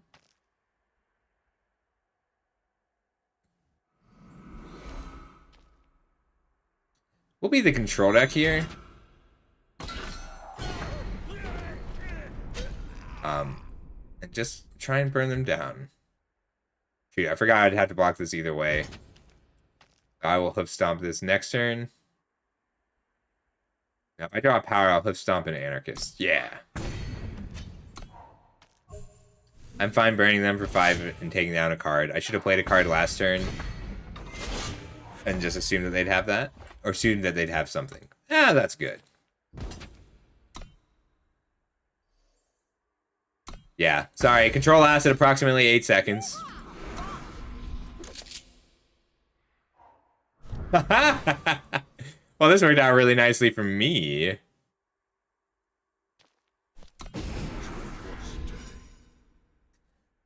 Ah, that's cool. That was a cool play. I like talking through plays like that. Yeah. It just doesn't feel likely that they'll play something to make this relevant on their turn. This way they can't pump in response, because the pump spell on... I want my creature to be able to attack. My anarchist to be able to attack.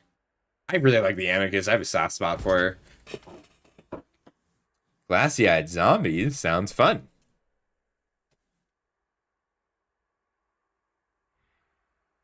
Did I play? I played the last one. Zombie's gonna feel really good. I did pass a Fall of the Spires. If Seb is grinding, he may have gotten it. I can draw Derringer, so I'm gonna pre-combat Collector.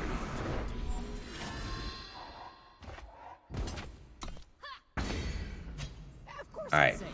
Thrill Seeker is really strong here because I can Hoof Stomp and give it flying with Frenzy. Odd.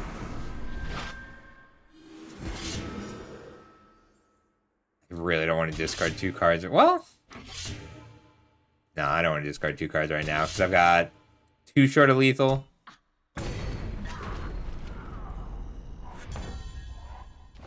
Not bad at all.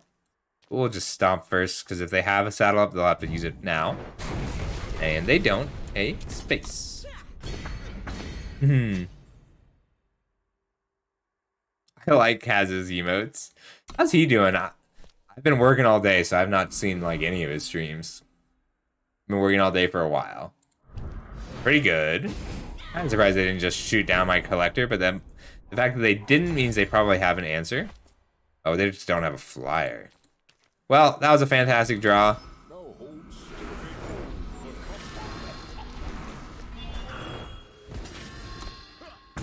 I told you, it's my lucky day. Yeah, because I got this preview card. Alright, so there's our clean 7 wins. I'm going to show you my preview card, talk about it a little bit.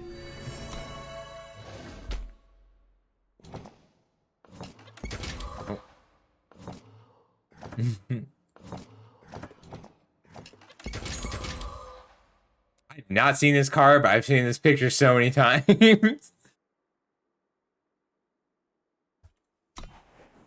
Okay, it did. It did. Alright, so we're going to do our preview card really quick. And I want to open a pack first. So we're going to start in the draft, take a look at the pack.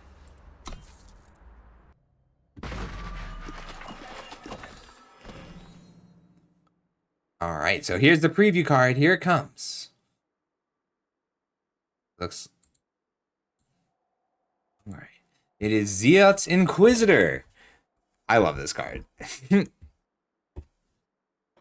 This card's so good. I was trying to talk about Covenant Peacekeeper because Covenant Peacekeeper is 3 power for a 2/2 that stuns. And this is a 2-cost 3/2 that also stuns for 4. Like, I was really happy to get this one because this is like a really good draft card, and I know not everybody is as excited about it as I am. But to me, this indicates what the draft format is going to be. This is a very efficient creature. A 2-cost 3/2. A Harmless Question stuns a creature. I should have pulled that up. It's Spellcraft 2 stun a creature. It's just better than Covenant Peacekeeper. I should have pulled that up. Let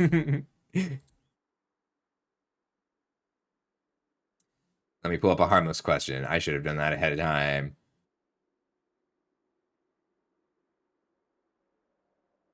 Boo.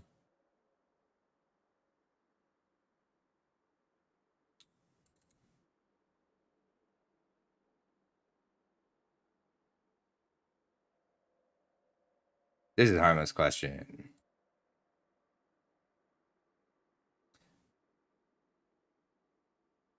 Here's a Harmless Question.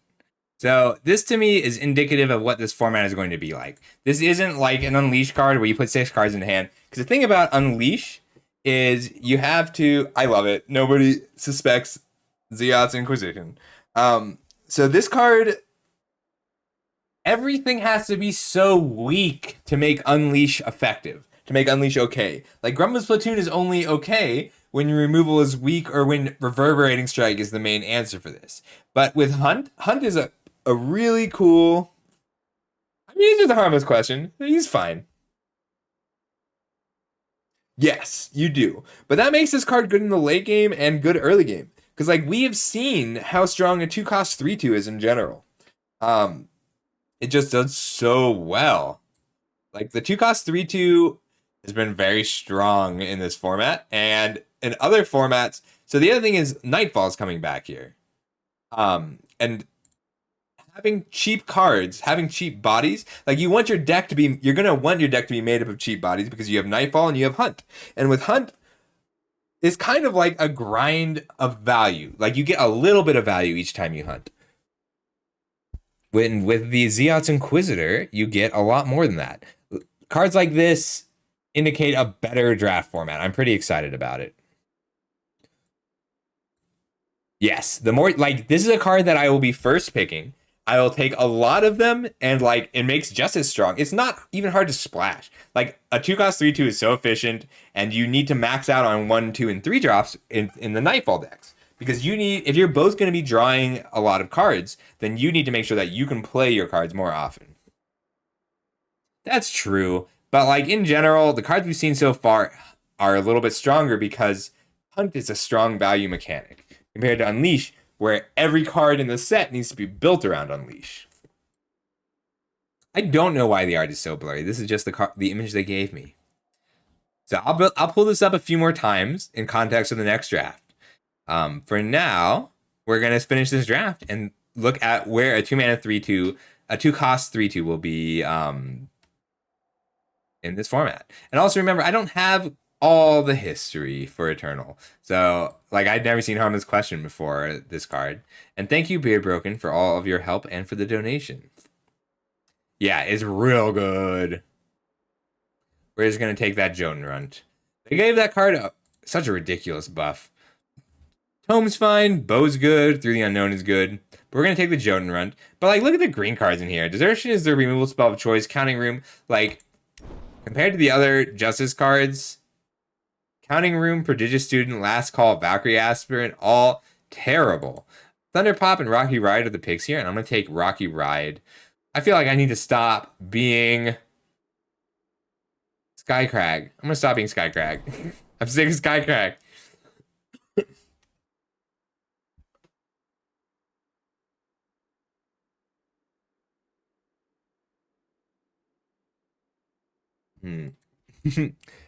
I kind of hope so. Like, I feel like this set really wanted spellcraft incentives because there's like ways to generate spells, but then like Tomb of the Azure Mage doesn't care about you generating the extra, like, there's not enough ways to generate the extra spells for Tomb of the Azure Mage.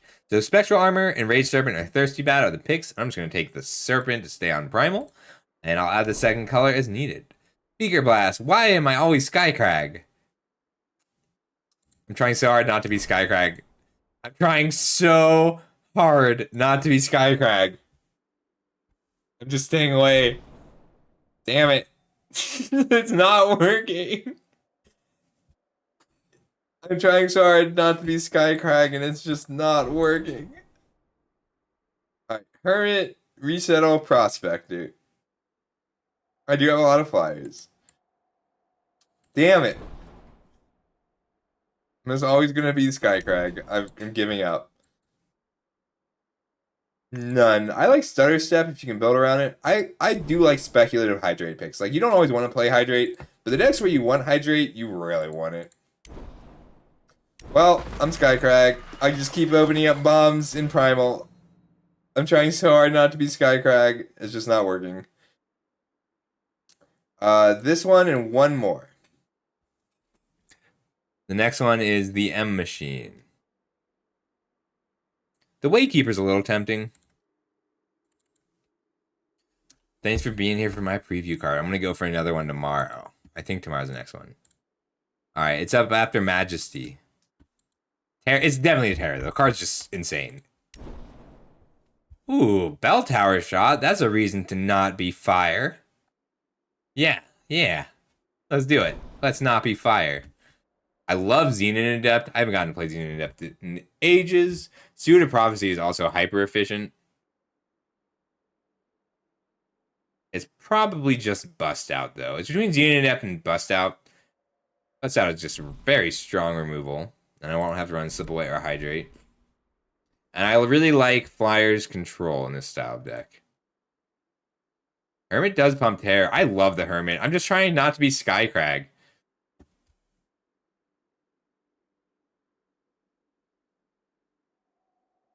Yeah, I'm going to take the Bust Out here. I love the Xenon Adept. And Steward's really good. I do think the Steward is strong. But I'm going to take the Bust Out. Treachery. I love Treachery. Also, Starving Horror is very good now. It functions like a removal spell that gets to just be a powerful attacker sometimes. That's a lot of time cards in this pack, and I'm going to take this Signal. I do like Chemtrail Burst as well. I'm okay just being 3 colors. I like the Insect Swarm. It takes some work, but it helps with cards like the Jotun Runt a lot. I'll take the Terrazon, though. Terrazon's just good. Consuming Greed or Chemtrail Burst. I like Chemtrail Burst. To me, what made Chemtrail Burst strong was the collection rounds upgrade. So, like, you need to combo with Chemtrail Burst. You need to build around it. Ooh, I might spec on In-Service. I don't main deck In-Service. Like, well, I won't play In-Service unless I have a reason to play In-Service. But there's nothing in here that I want more than the In-Service. Wow, that's a really late questioning, Devotee. Yeah, we'll be time. Little Brother has a place if your bombs are good. But Chemtrail Burst is good with collection rounds. Like, really good with collection rounds. I love Kuno. He's so cool. Alright. We're moving Shadow over to the Splash from a main color. Why can't I move that over? There we go. We'll still run all these Shadow cards, but I'll probably even play this Chemtrail Burst, but not the In-Service. Shadow is going to be my Splash. And we're going to be Time Primal. Kuno is a 5-cost removal spell that gets better if you have good stuff. Fountain. Oh, the Yeti. No, but I'm not going to be Skycrag. I'm not. It's between Forestall and Fountain, but since Shadow is my Splash color, I'm just going to take the Tome. Lost in Thought, Forestall, Call the Hit. Call the Hit. Call the Hit is so good. Card's really good. Card's still really good, but this Spellhammer is tempting. Yeah. Time Primal Shadow. It's between Call the Hit and Spellhammer here. Open Your Eyes is awesome. I've not gotten Open Your Eyes to work. Okay, you're both right, and I should have taken Open Your Eyes. I think it's still called a hit. And I need card advantage now. I'm looking for sleight of hands, ways to draw cards. Ooh, dismantle or a third call to hit.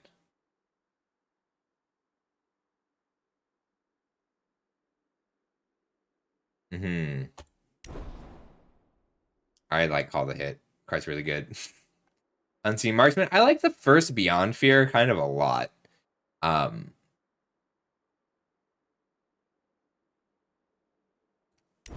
We'll just be 3 colors. Ritual. Is 4 call to hit too many? I think it is. I'm going to take this Yeti because I have 3 call to hits. It always does so well. Ritual Daggers come a lot for me. Earthspeed Rider's not good enough. So I have so many cheap spells now that I do think I just want ways to take advantage of the removal. I don't think that is for sure. I think I have 3 call to hits. And I need some ways to draw cards. But I'm good at, like, the 3 call to hits are really good at keeping the Yeti attacking. And I could use the units right now. I'm going to take it. Has this card ever been good? I want this card to be good. I like Midnight Hunter a lot, but I don't really have units to go with it. I like the sprite. I don't think the sprite's bad. Like, the thing about a 1-mana 1/1 flyer is when you want a 1-mana 1/1 flyer, you really want it. And you want it on turn 1. There, I'll take another sprite. Scalehide. I love Scalehide. I also like Indifference in this deck. Here's another flyer. Ooh, I just want this card. I've never, not once, in all of my drafts of this set, have I played Life-Changing Meal and ended up with a better board. Never. It's definitely the Flood. But I just want to complain about this card because I now have to complain about this card every time I see it. Can this Tomb work? Is this a Tomb deck? How much Frenzy do I have? I think I have enough spells to make this Tomb of the Azure Mage work. I got the Hydrate. And the Pilfer. Can I make Tomb of the Azure Mage my kill spell?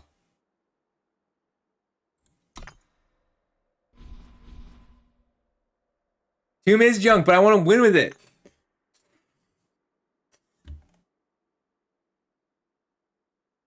I like Merc.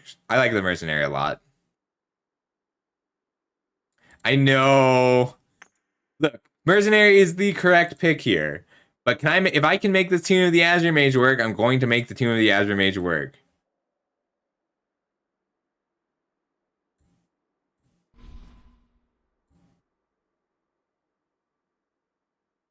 All right. Yeah, this is the correct pick. Melodep.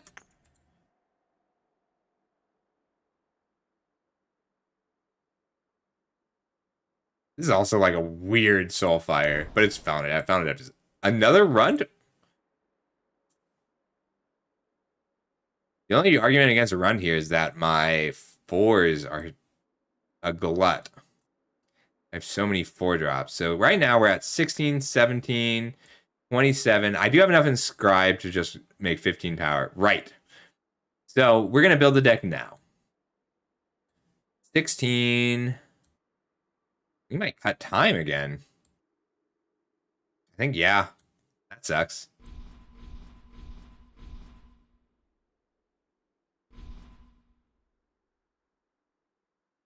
$12, $25, $26. I'm looking for 4 more playables. Do like... I mean, Kuno is good, but these are both double time, and I can't really splash that, and it's been cut. Through the Unknown has some good hits. We'll just take the second run and have a lot of 4s. Sleight of Hand is good, though. This is a strike deck. I do like the first Reverberating Strike. So Reverberating Strike, I tend to run as an answer to Grumbo's Platoon, specifically. I like Stoneskirt a lot, but I'm not time anymore. We're just going to take Pin the Jotun.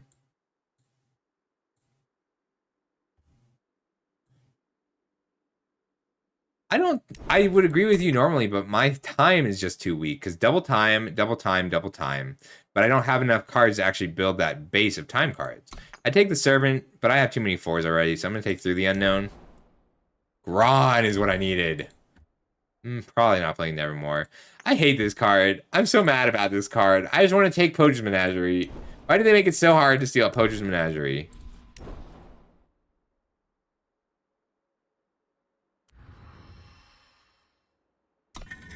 Alright, I have a lot of Inscribe, which is always nice. 1, 2, 3, 4. 14, 15 power. Alright, so 4 cuts. Probably Associate. I have a few ways to trigger it, but it isn't just not that aggressive a deck. I'm just going to leave all my 4 drops. I'm running this Tomb of the Azurmage, and I will get a kill with it. And I'm just cutting my weakest spells. Pilfer. I didn't get anything to combo with Chemtrail Burst. You could argue the Felon Adept, but I don't think that's worth it. Hydrate is pretty much just for... I mean, if I can cycle Felon Adepts, that's awesome. Or Carnivorous Tears. Or a Flip Jotun. I've got 1, 2, 3, 4 cards I care about cycling through, but a filling deck with Midnight Hunters or Ice Glide is also solid. I need Sleight of Hand for card advantage. Pin the Jotun is my worst removal spell. Let's go. I agree with you in principle, Heliotropolis, but like I did not get enough early game time cards to justify the mid game double time requirements on the influence. Hot. Turn 2, Cloud Snake. Turn 3, Felon Adept to pump the Cloud Snake and call the hit. Then turn 4, Thunder Pop. Start churning in with the... I'm definitely going to play Shadow first. That was just a misclick.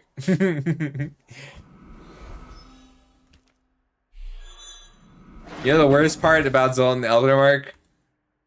You can't trigger it with Felon Adept anymore. That's the only bad part about it. Everything else about that card is fine. This deck really wanted like 3 Thirsty Bats.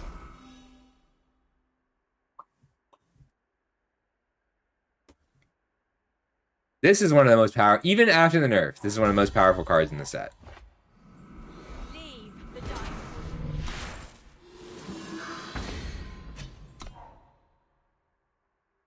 I'm fine just thunder popping. I do too. This is my favorite kick song. All the dishes rattle in the cupboards when the elephants arrive. Let's just do it. Hop. Nah. Because it's not something I want to pick with the Felon Adept.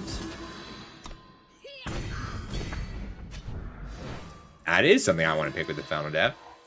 Thanks for the food. I'm fine just paying 4 to trigger Felon Adept. It's basically a Plunk Wumpkin at this point. I don't want to wake it. I just want to make it. Ornaments look pretty, but they're pulling down the branches from the tree.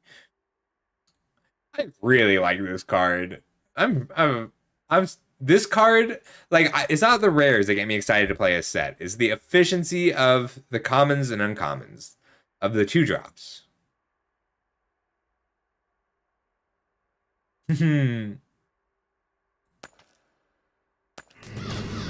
Go on.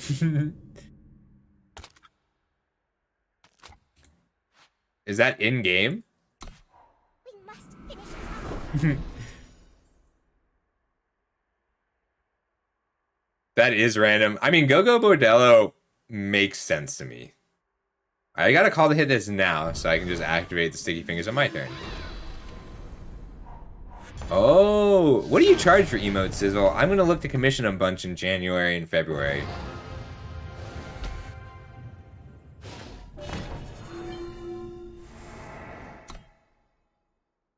Finally, I'm making some money doing this. So all the money I make streaming goes back into streaming.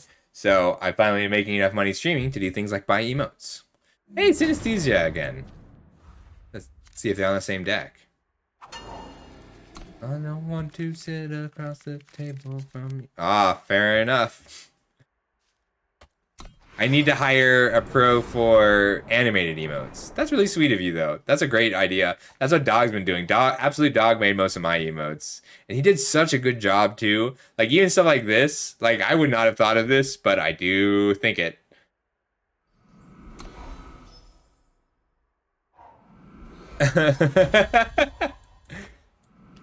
It's really funny.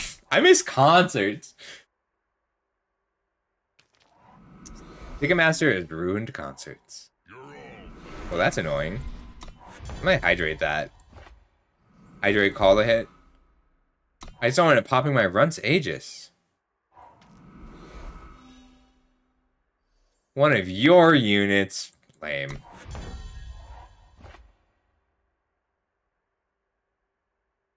I think I just need to inscribe this, and I probably should have done that last turn. I know! For real, though.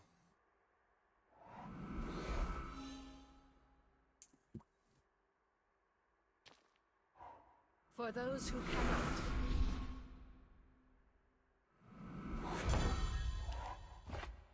Why is this a 4/4? Gold-plated revolver. I think I just want a 4/4 down. I can Nevermore her a little later. Yeah. I'll pick it back up with the Through the Unknown later. But I can play it twice.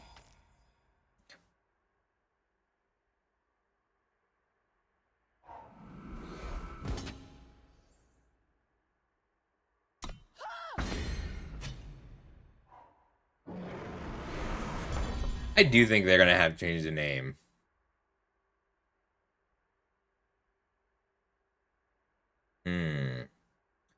Could just flash flood here and attack. Use all my removal spells one at a time. Scribe. See if I can get it to 6 next turn. Nevermore. So block, Nevermore, Flash Flood. Yeah. Then I use the extra Flash Flood to break those Aegis for later.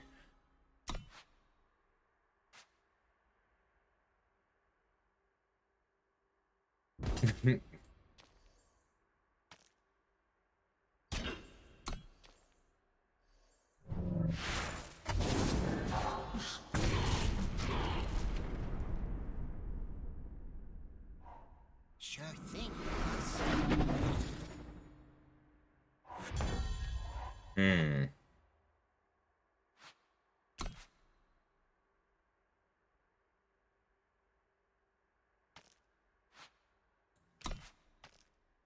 I want to hydrate this 3 times. That's it. We're going to be on Carnivorous Terror Plan this game. This is the quality of card you need to be hydrating. Like, you need to... Oh, no. You need Hydrate to be a trick. I'm just gonna... If they attack this, it doesn't shrink it. Okay.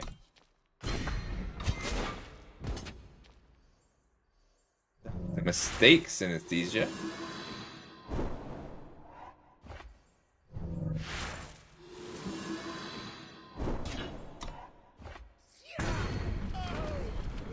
Yeah, they may mess that up.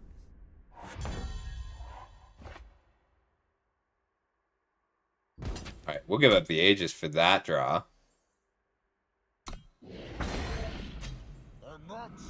This deck feels very strong, by the way. This is one of the stronger decks I've played recently. I like Hydrate a lot. Like, you need to get at least two things, usually more.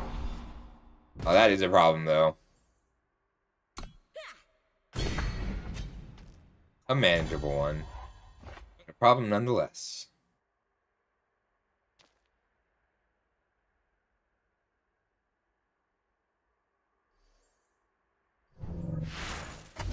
We'll figure it out from there. Nah, we'll just crack this down the rest of the way.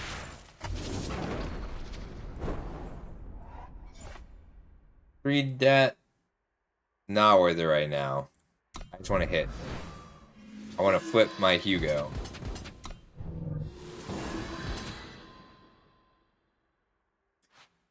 I mean, why doesn't your mom tell you to hydrate? Just drink water, J1. I'll be your mom. Hydrate.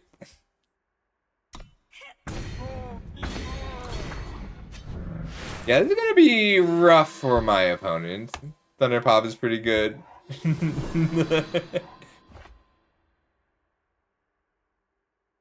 Very nice.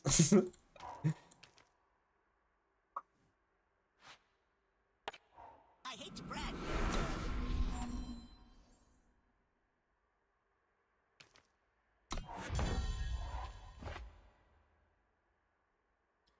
Five. Stone Skin, Thunderpop is 5, 6, 7 damage. I have to bust out. I have to block here and here. This is dead.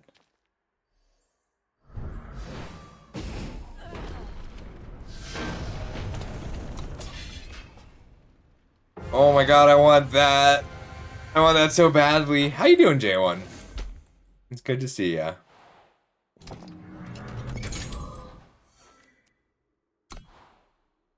I'll probably try and finish out this draft.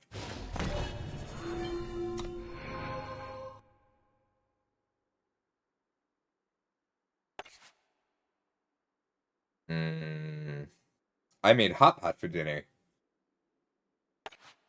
It was my hot pot is my favorite meal. I usually make it on Christmas and New Year's.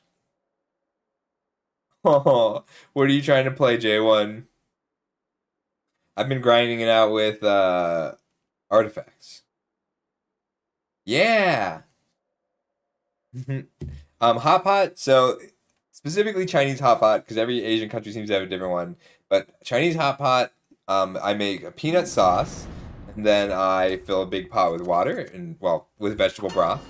And then I cut up all my favorite vegetables and meats, and I get the water super hot, so you just dip the meat and it cooks right there.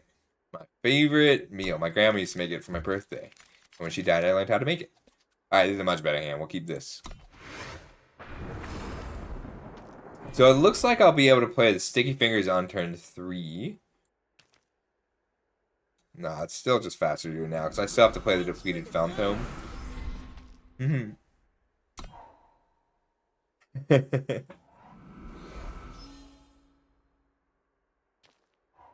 light in the dark. I don't think they'll block if I just attack first. I was wrong. They blocked. How dare they? Cheaters. How did they know?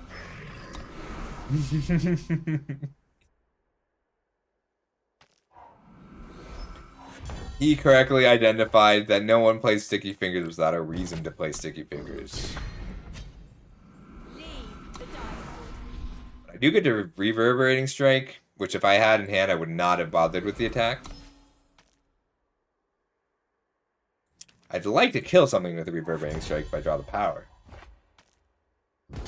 Oh, someone's got a Caloric Mix. Slow power, still power. I don't know what that is, but it sounds good. I want to try Japanese hot pot, but Japanese hot pot is like a whole dish that you just put in front of you.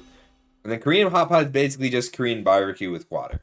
It's pretty good, but it doesn't feel like a special occasion thing. I think that's the first time I've ever been bog fumed. The price. It's fine, but all the cards it kills are so scary. Oh my god, I want that so badly, Sizzle. I love Korean food. I can't get any Korean food out here in Colorado. I can get Nepalese, which is great, and some pretty good Chinese restaurants, like really practical Chinese restaurants, but no Korean food.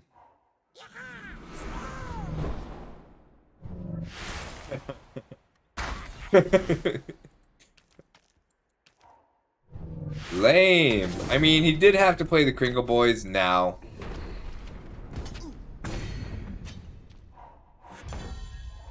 And I have another one, but it's still lame.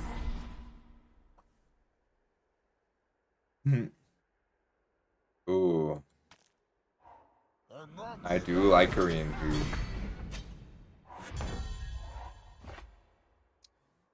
can't stop this, right? Yeah.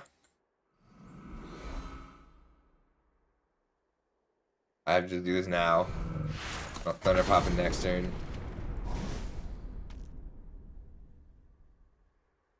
I love Korean food. Daijoubu is a vegetarian, so I'm a little limited on which Korean foods I can have. Wow, this is just shut down the game, huh? We're both just desperately trying to shut down Joden runs.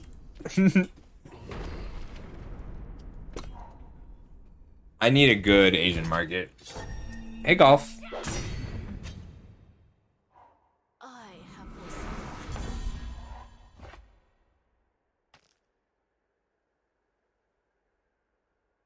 foreseen. Well, I am grateful for all the removal. This guy is a little bit of a problem.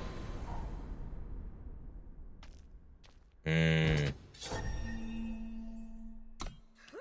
mean, if I gotta be a fiend of some sort, that is the kind I want to be. Just gotta flip you. I do have a lot of call to hits too. So Nepalese food has a lot in common with Indian food, but they do a lot more dumplings. Like dumplings. Nepalese dumplings are so good. They don't have an attack.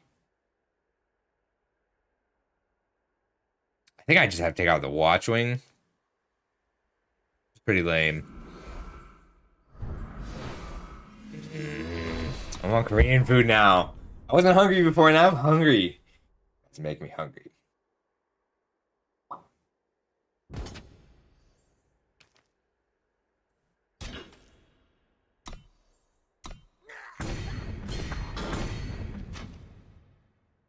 Can finally afford some food. I had a poor winter, but I'm less poor now.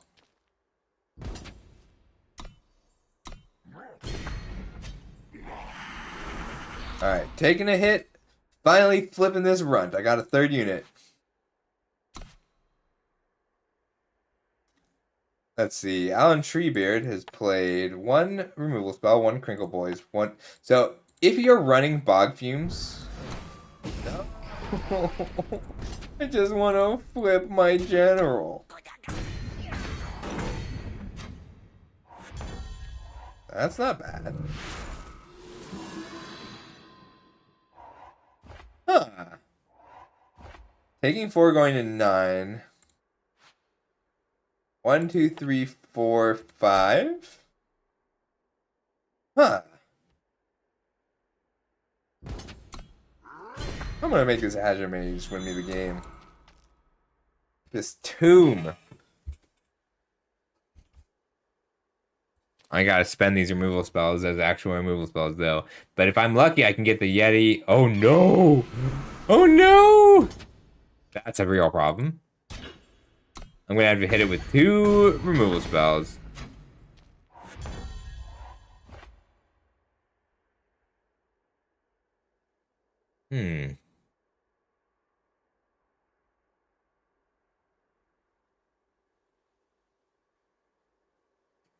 Let's see.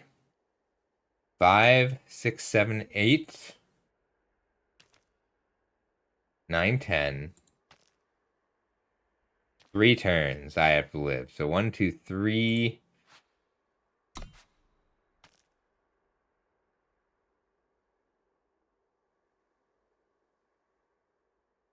I have to give up my runt. Taking 8. Nevermoring. Busting out. Block. Damn, I'll still die. I need to play out the Yeti and draw something good.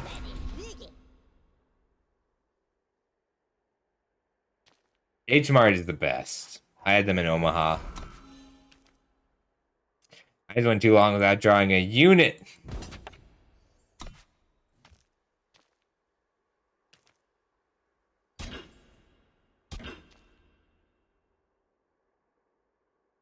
And we got 2 blockers. Call the hit doesn't do it. Snowball does. I did not get a snowball off the sleight of hand. Damn.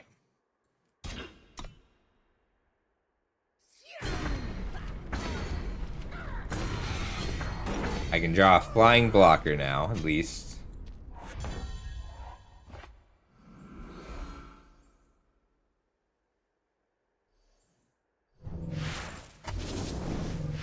Yeah, Flash Flood would have been great. Flash Flood would have given me the game. I would have won. With this 4-5 with this 4-5, they got the receiver of both Warcry triggers needed to not be an Aegis flyer. Alright, let's try that again. Let's see. I liked Tomb there. I had both of my dead cards, Hydrate and Tomb. I mean, Tomb was a lost card, but Tomb was also a win con. And killing that Aegis Griffin wouldn't have won me the game. It would have brought the game to a stall point. It would have completely paused the game as we both went back to just playing units. So I like the Tomb there. I'm going to keep this. And I'm going to put down the Sprite and see how much damage it deals before they deal with it.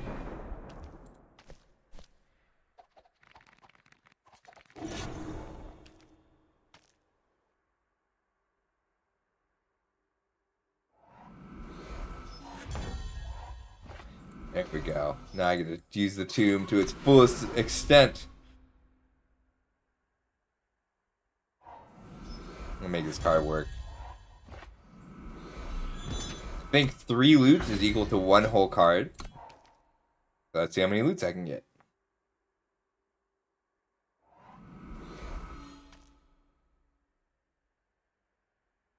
It's the mirror. Look at what is waiting. That was a good draw. We'll put down the Gron and probably just call the hit. But I'll wait. I'm willing to take 1 point of damage to see what else they play. Alright. And they have a backlash or something. I'm fine with that too. They do have backlash. I didn't really expect a backlash, but I'm okay with it.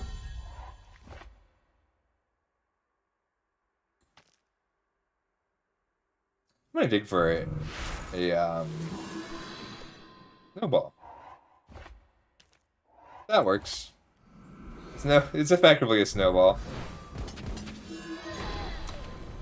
And then I get to put down the Runt, which they have to answer immediately. And even if they do, I get to follow it up with a Fountain Adept.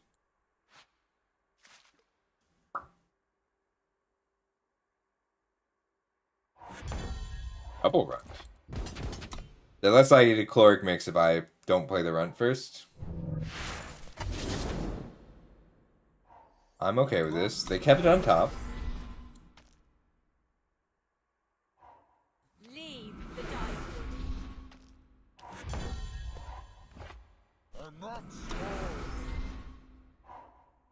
I'd be scared. See if they can answer both Runts. I know. I love a 1/1 flyer with kicker. I mean, that's solid. It takes out both Aegis. I'm still cracking in for 11 though. Not if they have a call to hit.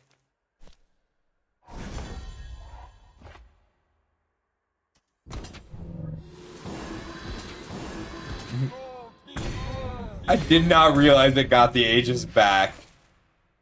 That's so silly. Why is that a thing?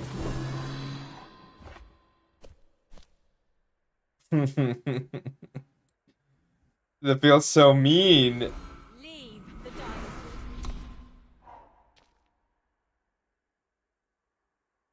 I mean, this is not, like, this is fine. It's a double damage machine.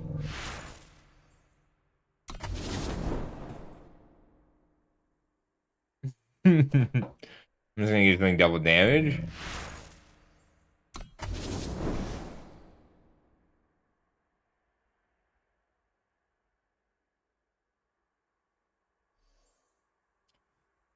Chloric Mix? It's gotta be.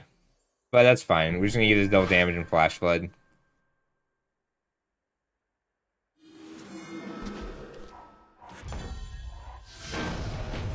Yeah, that's fair.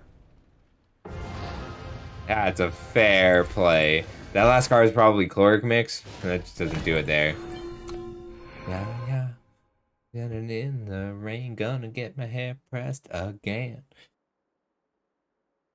I just listened to the 2019 Todd in the Shadows top 20 songs of the year, and he's complained about Lizzo's Juice because he wanted to make that #1, but it's hits only, and for some reason Juice was not a hit, and that's ludicrous. How is Juice not a hit?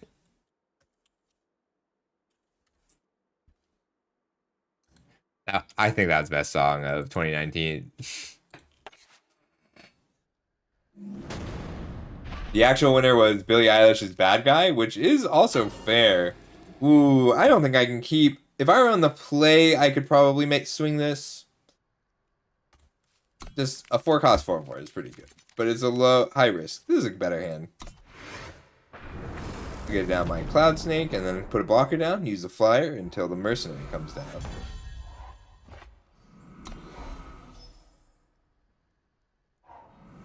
Ludicrous. What about ludicrous? I do use that word a lot, but I don't like it spelled that way.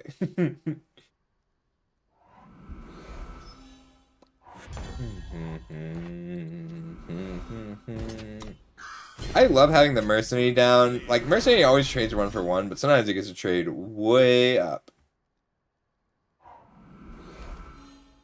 And like, you saw me not play spells through my opponent's Mercenary.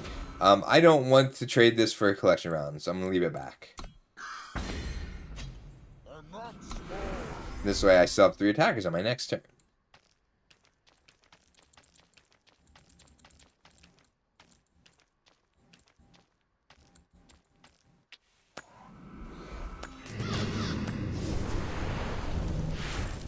Yeah, that's not really what you want to be doing at this point of the game when facing down a General Hugo.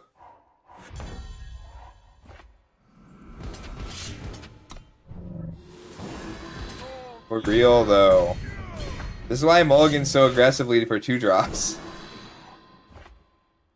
This is not a bad Clash of Wills this game. It's usually terrible, but it's going to be lethal this game. That's how I roll. If I'm shining, everybody gonna shine. I was born like this, don't even gotta try. I'm like Chardonnay, get better over time. Heard you say I'm not the baddest bitch, you lie. Hey, Asparagus, how you doing? Good to see you, buddy. We just did my preview card. I have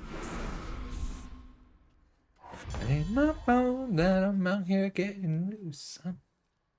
This is a fast spell. Why isn't this a fast spell? This should be a fast spell. Yeah, I'll put it up again, though. Don't you worry. So they're tapped out, so I get to dome them for 8. Puts them to 8. Block. Taunt. 5. So it's not quite lethal. Still worth it. I never get a Clash of Wills. Bang. Like this. I'll pull the card up every game. How about that? I was born like this, don't even gotta try. How you doing, Alva?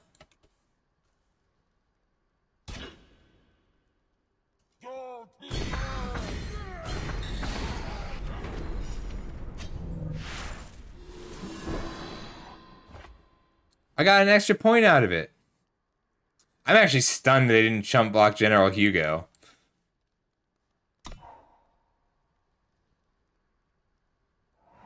Oh, I didn't even look at what they had in play. You're right. I was too busy. I have not gotten to play with your deck yet much. I mean, I've tuned it a bit, but that is something that I will be finishing on stream, Temno. Next time you are available, I will work on your deck a little more. I like to do it when people who request the design are around. But I do like it. I should hit Diamond next stream. But yeah, I'll work on it a little bit tomorrow if you're around.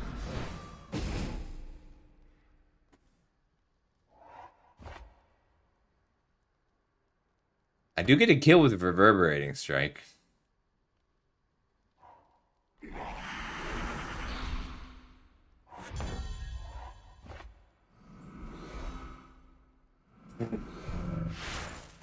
Alright, I'm gonna run and get some water.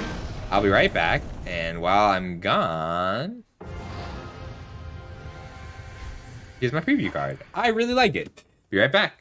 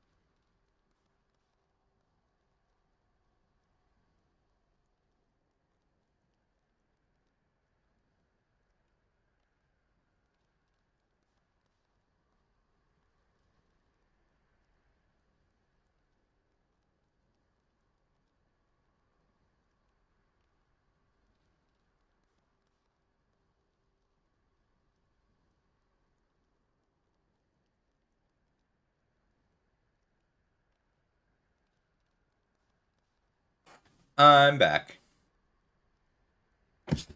So I think that the album.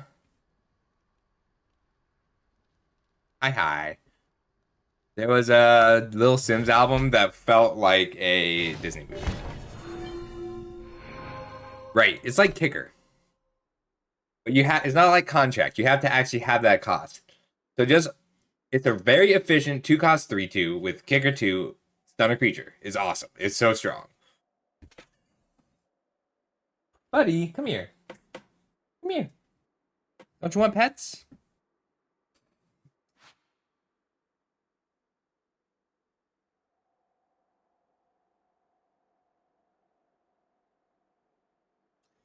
I mean, a vanilla 3/2 for 2 is just good right now. I feel like we're going to learn a lot of cards that this set taught us were good are just not suddenly. I'm going to keep this. I really just want to fire off this Tomb of the Azure Mage. Right. Oh, Tithe Harvester is all upside, though. As much as I want to hold on to that in case to draw a shadow, a turn 2 Gron is the defense I need against something like a Harness Thrill Seeker. Dang it, I didn't talk fast enough to say Harness Thrill Seeker before you played it.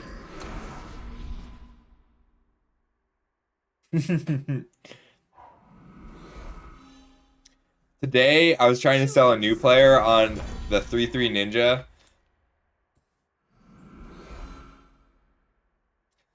There's a ninja that's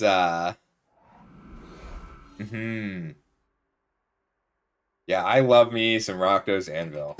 This might be explosive. That's a problem. This is that quick draw. I think I'd still put down this Harvester. I just want to control how they attack for a while.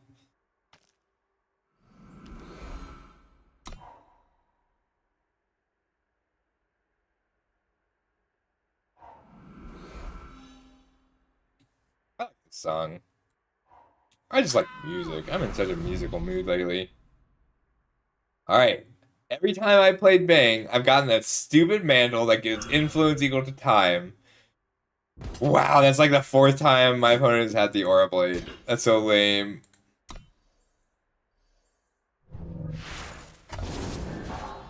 Is that gonna have to Beyond Fear and just take the 2-for-1? It's always Aura Blade though. Always Aura Blade. Why is it always Aura Blade? Okay, we're the control deck today. We're fine. Oh, thanks, Alva. I totally missed that. Thanks for letting me know, though. Yeah. Gain your 8. I don't want to get a lifesteal. I just want to play my Serpent. We are the control deck. We're winning with the Tomb this game. That's the goal. Tomb and Flyers.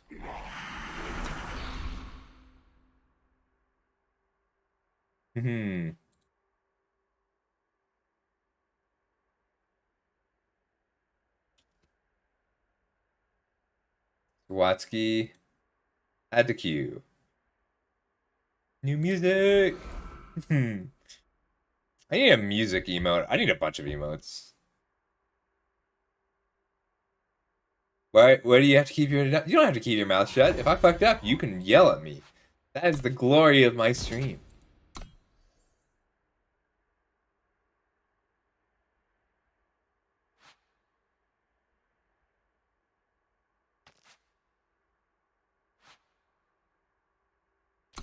You can hate on music if you want to.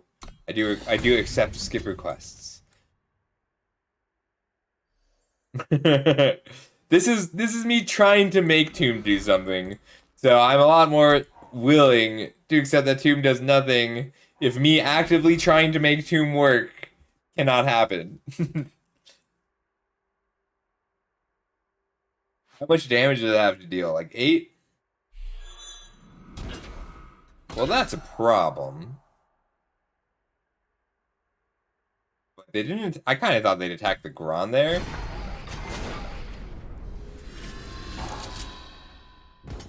Like, this does hurt.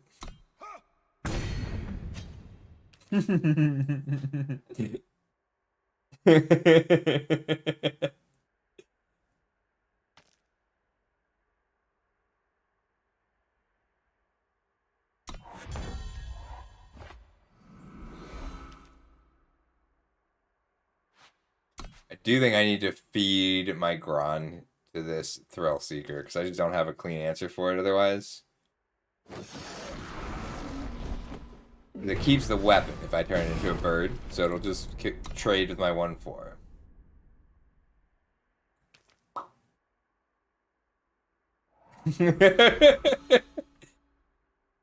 You're right. I should have attacked. Huh. If it's a pump spell, I can call the hit. We're gonna take it.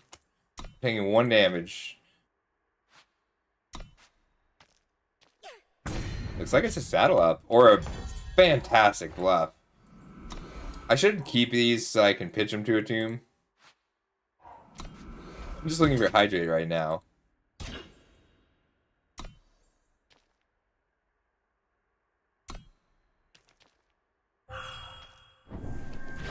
Patience is key.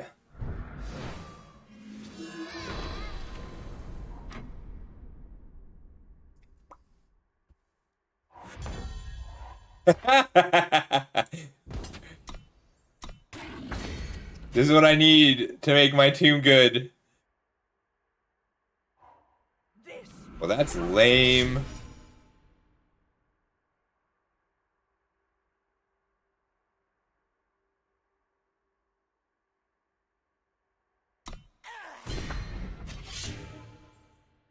I'm just gonna do this now.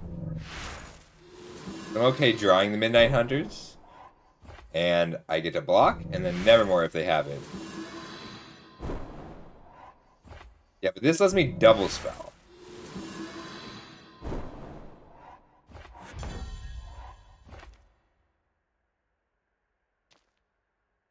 Perimeter clear. I want to kill with the tomb now. I've been baited by my chat. On the authority of Ironborn. I'm okay with that.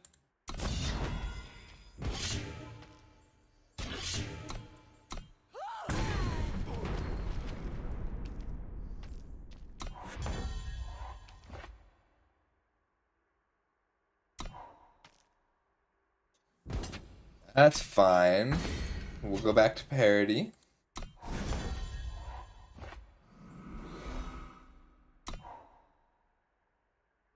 I need to deal so much damage with this tomb. That's helpful.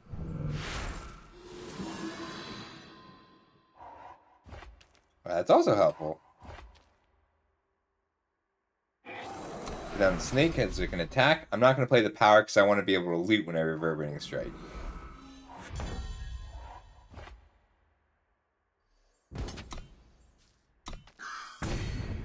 I'm not small.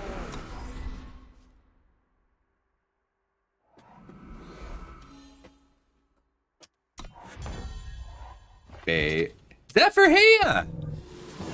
Good to see you, buddy. How's it going? I'm trying to make Tomb of the Azure Mage work. It's not going great. I mean, I'm winning a lot, but not because of Tomb of the Azure Mage.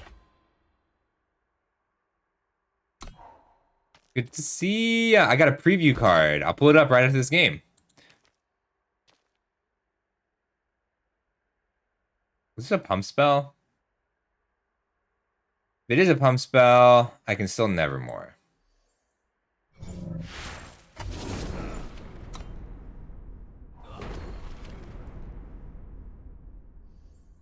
Alright, Tomb's up to 9, 10, 11, 16, 17, 18, 19, 20.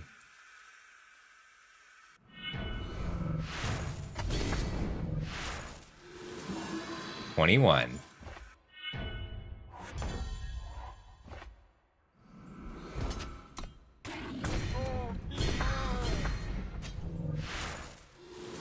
$11. Eat your hat, Sizzle.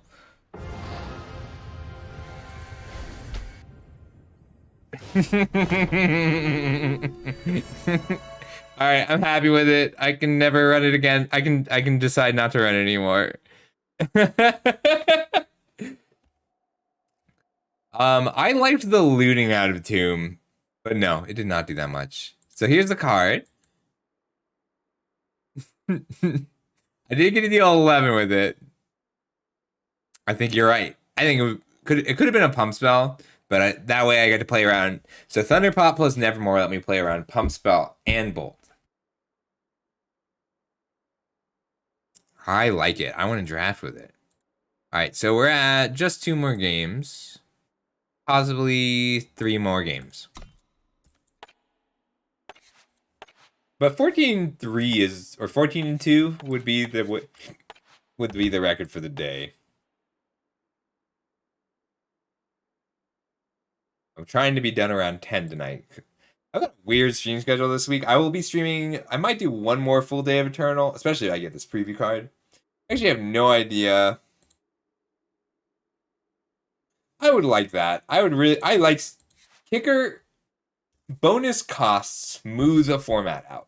So like being a 2-cost 3/2, it can be a little boring, but the existence of kicker means that you can keep your curve low, and that makes your deck so much more consistent without losing power. So I really like the way Spellcraft plays in general, and I'm pretty happy to see this is indicative of an interesting format to me. Like, this is what I like in a format. It's not the big swinging cards, it's these efficient cards that have different values at different stages of the game. Plus, compared to like the Covenant Peacekeeper in this one, it's so much better. I'm gonna apply for another one, and thank you again, Beard.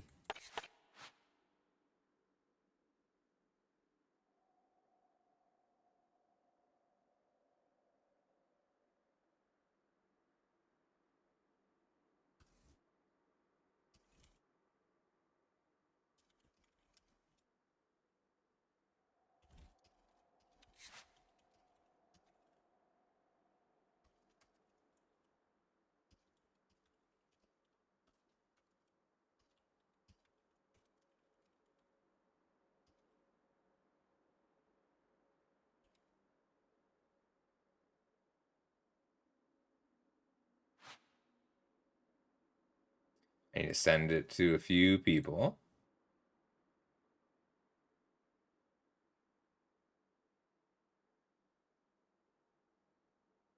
Oh, my queue time's too long now.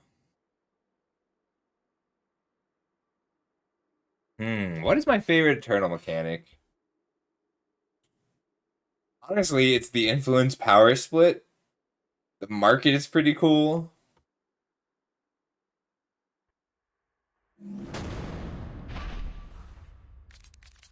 Warcry's a really good one. Ooh, hot hand. Let's keep it. Yeah, I'm gonna pull these up really quick because I want to get a screenshot. Mine for the taking.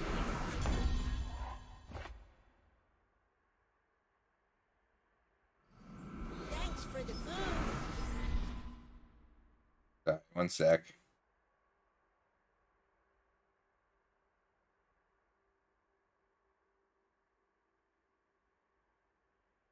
There we go.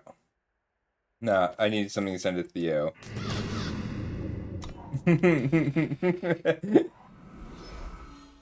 Invoke is so good. Oof.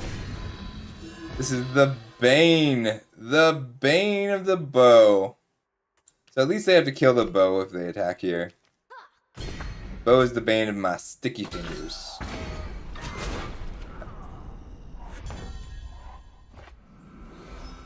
Get a blocker down for now.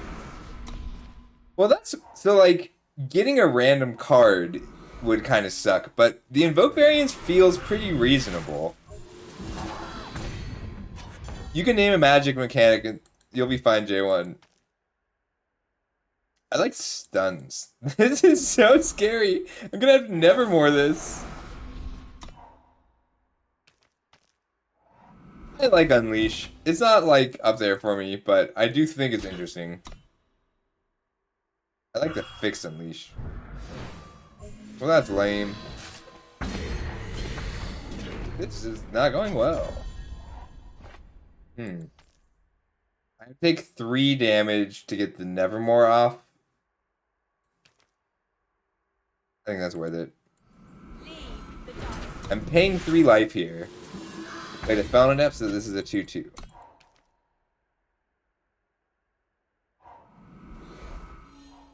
You're on my list.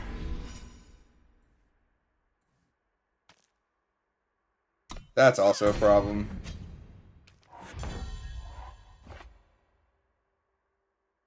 Can't play both. I can swing out, take 8 back. Try and dig with the Thunder Pop plus the Felnadept. I do have a lot of removal. So I would need like a bell tower shot here. Yeah.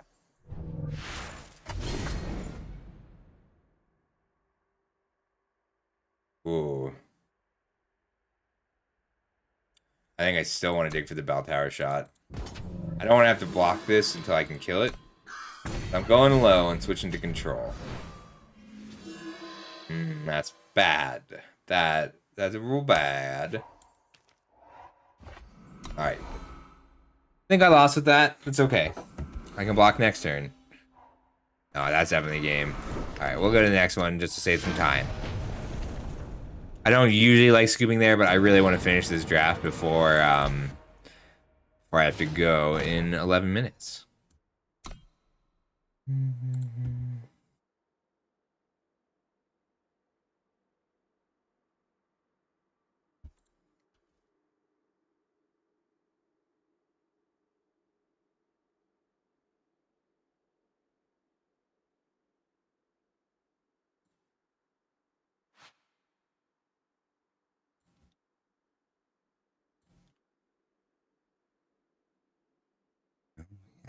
Good things.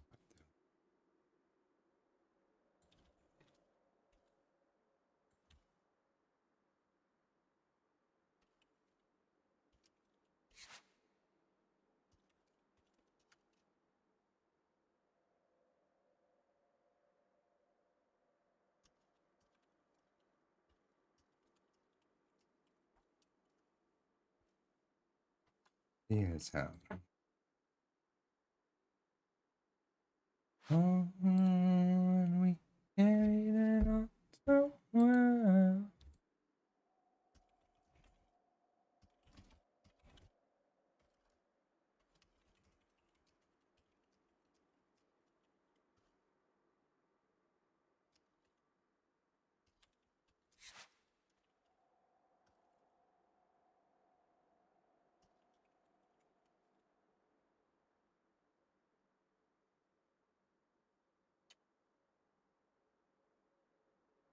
Ambulance is very good. I took some risks there and they didn't pay off, and that's okay.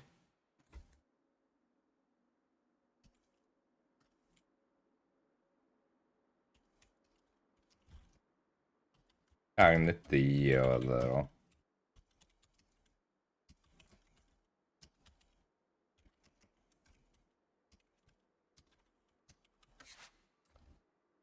Forgot about the queue times. I need to go see how many points I have if I have enough to buy another preview card. I had kind of some fun just doing a chill stream and also building in the preview card, and I'd like to do that again. It is. I like them.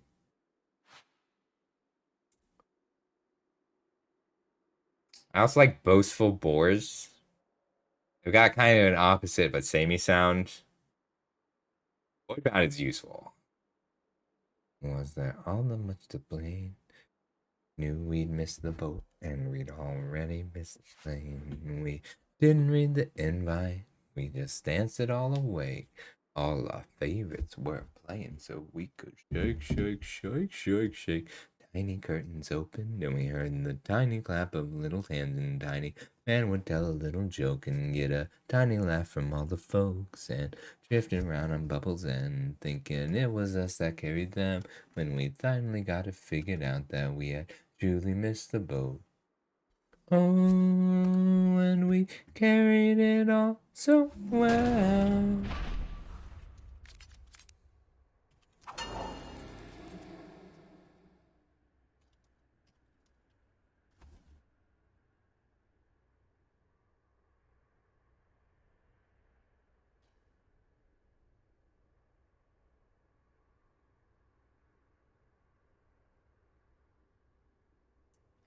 I like that song a lot. Oh, we're in game. We can't keep. No. Better. Still not great. I hate having hydrate in the opening hand. I want to hydrate way late in the game. Like, I want to be 20-ish cards down and then fill my deck with relevant spells. I do love this song, but I gotta keep the vibe. I don't want more Sticky Fingers in the deck, so I might Sticky Fingers to save it from a combat, but I don't want to hydrate the Sticky Fingers. I want to hydrate the Jotun Runt, maybe the Mercenary. Mercenary just gets good when it's big, when it's got big butt. Alright, Sizzle, you're right. I really did not want to draw Tomb of the Azure Mage there. Alright, that's right. It's all about timing.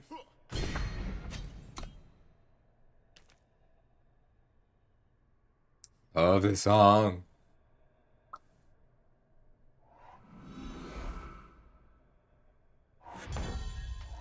Yeah, I'm gonna be thunder popping to dig for that sigil.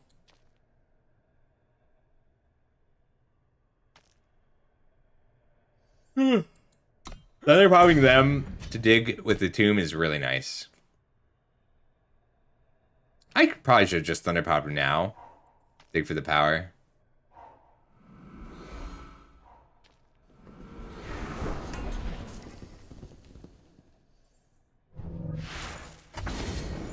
I'll keep that.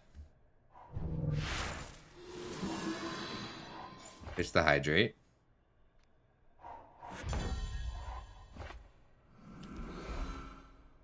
Perimeter clear. It's a pretty clean answer.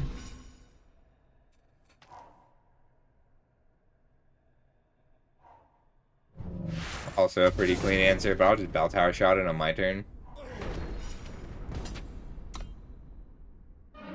Well, I may be willing to take 4 more damage to get this Yeti Intellectual down if I draw the power. Well, that does make things kind of easy.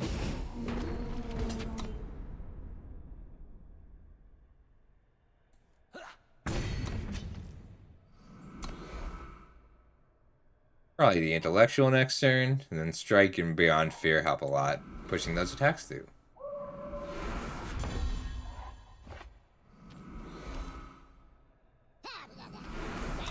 So, I don't know how into the game Agent Vine is, but not attacking here helps hide that I have this Beyond Fear. So I'd rather block the Yeti. I want to put down the runt, attack with the Yeti, beyond fear. Start developing some card advantage. Lame. Glider's a good splash in this kind of control deck. You just want to get cards coming. I know. Isn't that what Tomb is all about?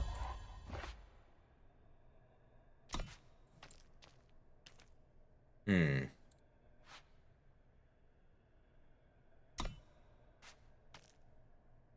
I kind of just like threw the unknown here for the mercenary.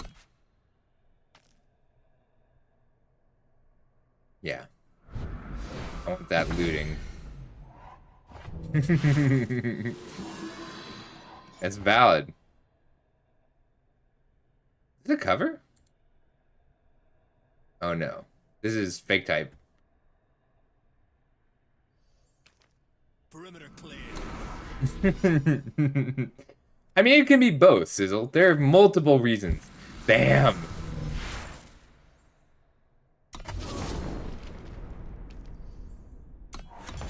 I did not mean to do that. I did not mean to just pass a turn. Damn it!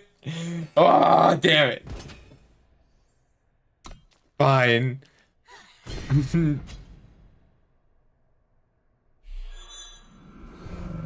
Alright, we're just gonna kill him with Tomb of the Azure Mage. It's fine.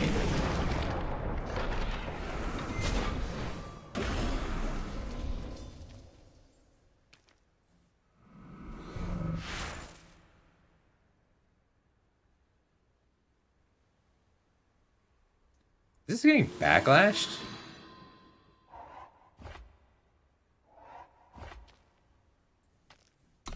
I'm pretty scared of a backlash, but I don't think I have the luxury of playing around a backlash because I just skipped my turn.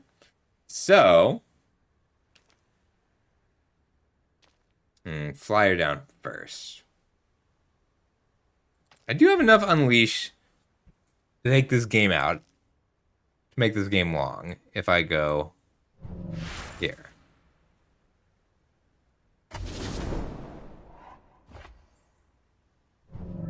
I don't want him drawing cards.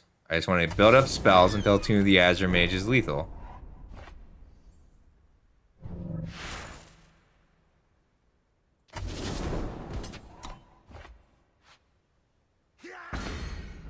Alright. Tomb is up to 9. That's pretty lame.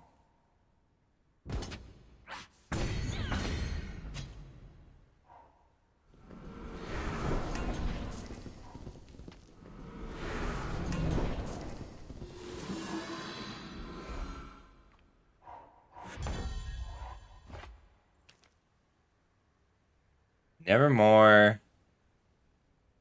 Beyond Fear. Take 4/8. Play out the Enraged Serpent. Trade. Take 8 again. Gain 5 up to 20. So take 16, go to 4.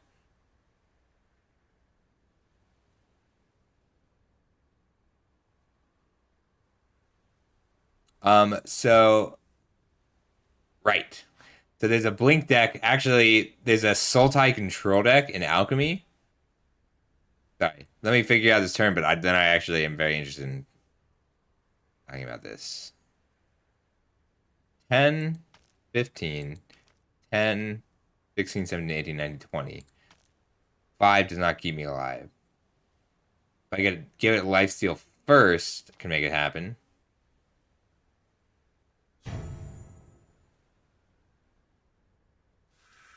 End turn.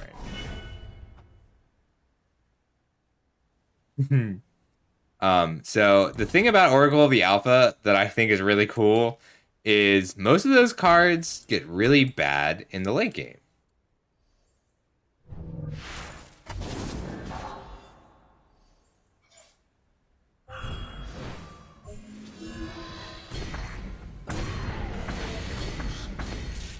Alright, 4, 5, 6, 7, 8, 9. So I need consecutive power. Oh.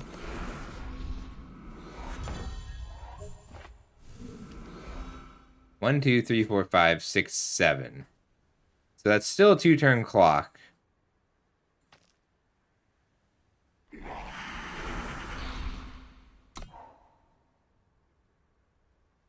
12, 15. So close.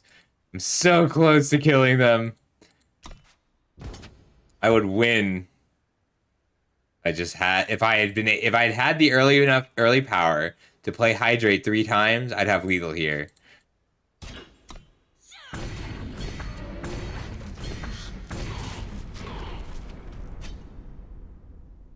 I mean, only if I drew the power right now.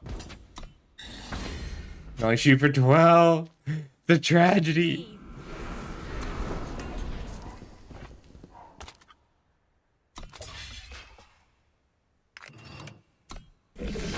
We just did not have the power there. So there's a new card called an Oracle of the Ages, and it shuffles the power 9 into your deck. And the thing about shuffling the power 9 into your deck is Ancestral Recall wins the game, Kaimok wins the game, Time Twister is variable, but Moxes and Black Lotus are pretty bad if you draw them off the top of your deck in the late game. So 6 of them was awesome. Yeah, it was. I did 12 damage with it the one time I activated it.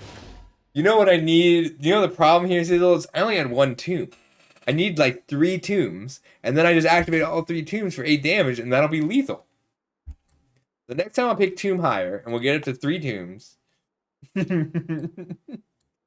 actually do think it was worth it that game, because it looted 3 times, and looting 3 times is pretty strong. It dug me to my lands. But generally, no, I don't think tomb is that strong, but I do want to build around it. Lots of fun.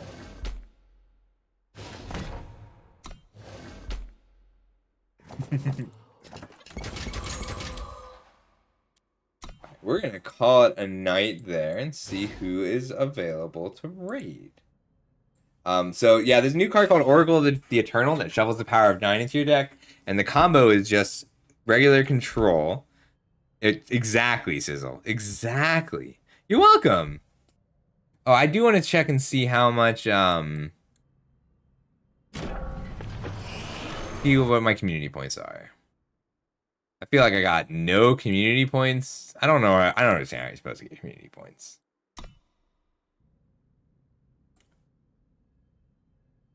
It was good. I'll be streaming more and more Eternal as we get closer to the new set. I really am so excited for the new set. When the new set comes out, I'm going to do a full set review for Limited. I'm going to review the whole set, 1 card at a time, and talk about how to draft it, and whether I'm right or wrong. Like, if everybody comes in and says, you're wrong, I'm having success with this, it'll still work. If you're feeling charitable, I am running a charity drive through the new year for the Trevor Project. We technically hit our goal. I would like to hit our next goal. So if you are feeling generous, I'd really appreciate it. They'd really appreciate it. Don't donate if you don't have money. I don't have money, so I did donate, but don't be like me. I do love streaming Eternal. It gives me such an energy boost. I will be doing it at least once a week until the new set comes out, and then I will be streaming a ton once the new set comes out.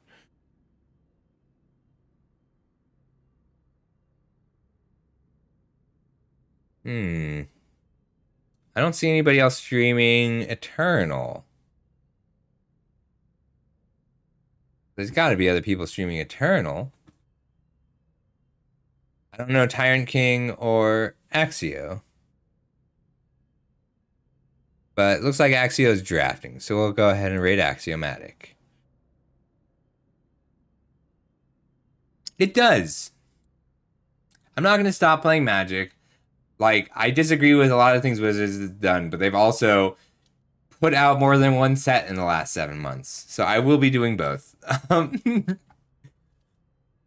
they have such opposite problems?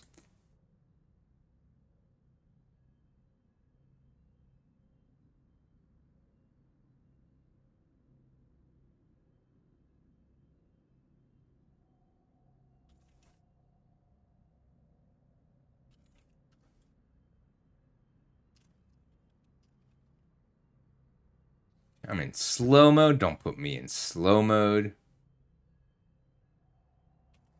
I agree. I actually really agree. I hate the release phase of Wizards of the Coast. But I put together my slides to release this set, to do this set review 3 months ago. I've just been waiting for the cards. I'm very excited for the new set. And I like having access to both games, but I also stream. I never played SoulForge. Like, there is a sweet spot that I really hope that the games can find. Pokemon might get there. Like, Pokemon keeps improving year after year. Give it 3 years. Give the Pokemon TCG 3 years. All right. Thanks for being here, everybody. Lots of fun today. I'll post the card around so that people can see it. And I'll be back. So tomorrow I'm doing Draft Club, which is Magic the Gathering, but it is a streamer's invitational. So you have to be invited, you have to be a streamer. And I keep crushing those other streamers. Don't tell them I said that. Because I'm trying to be less competitive and nicer to them.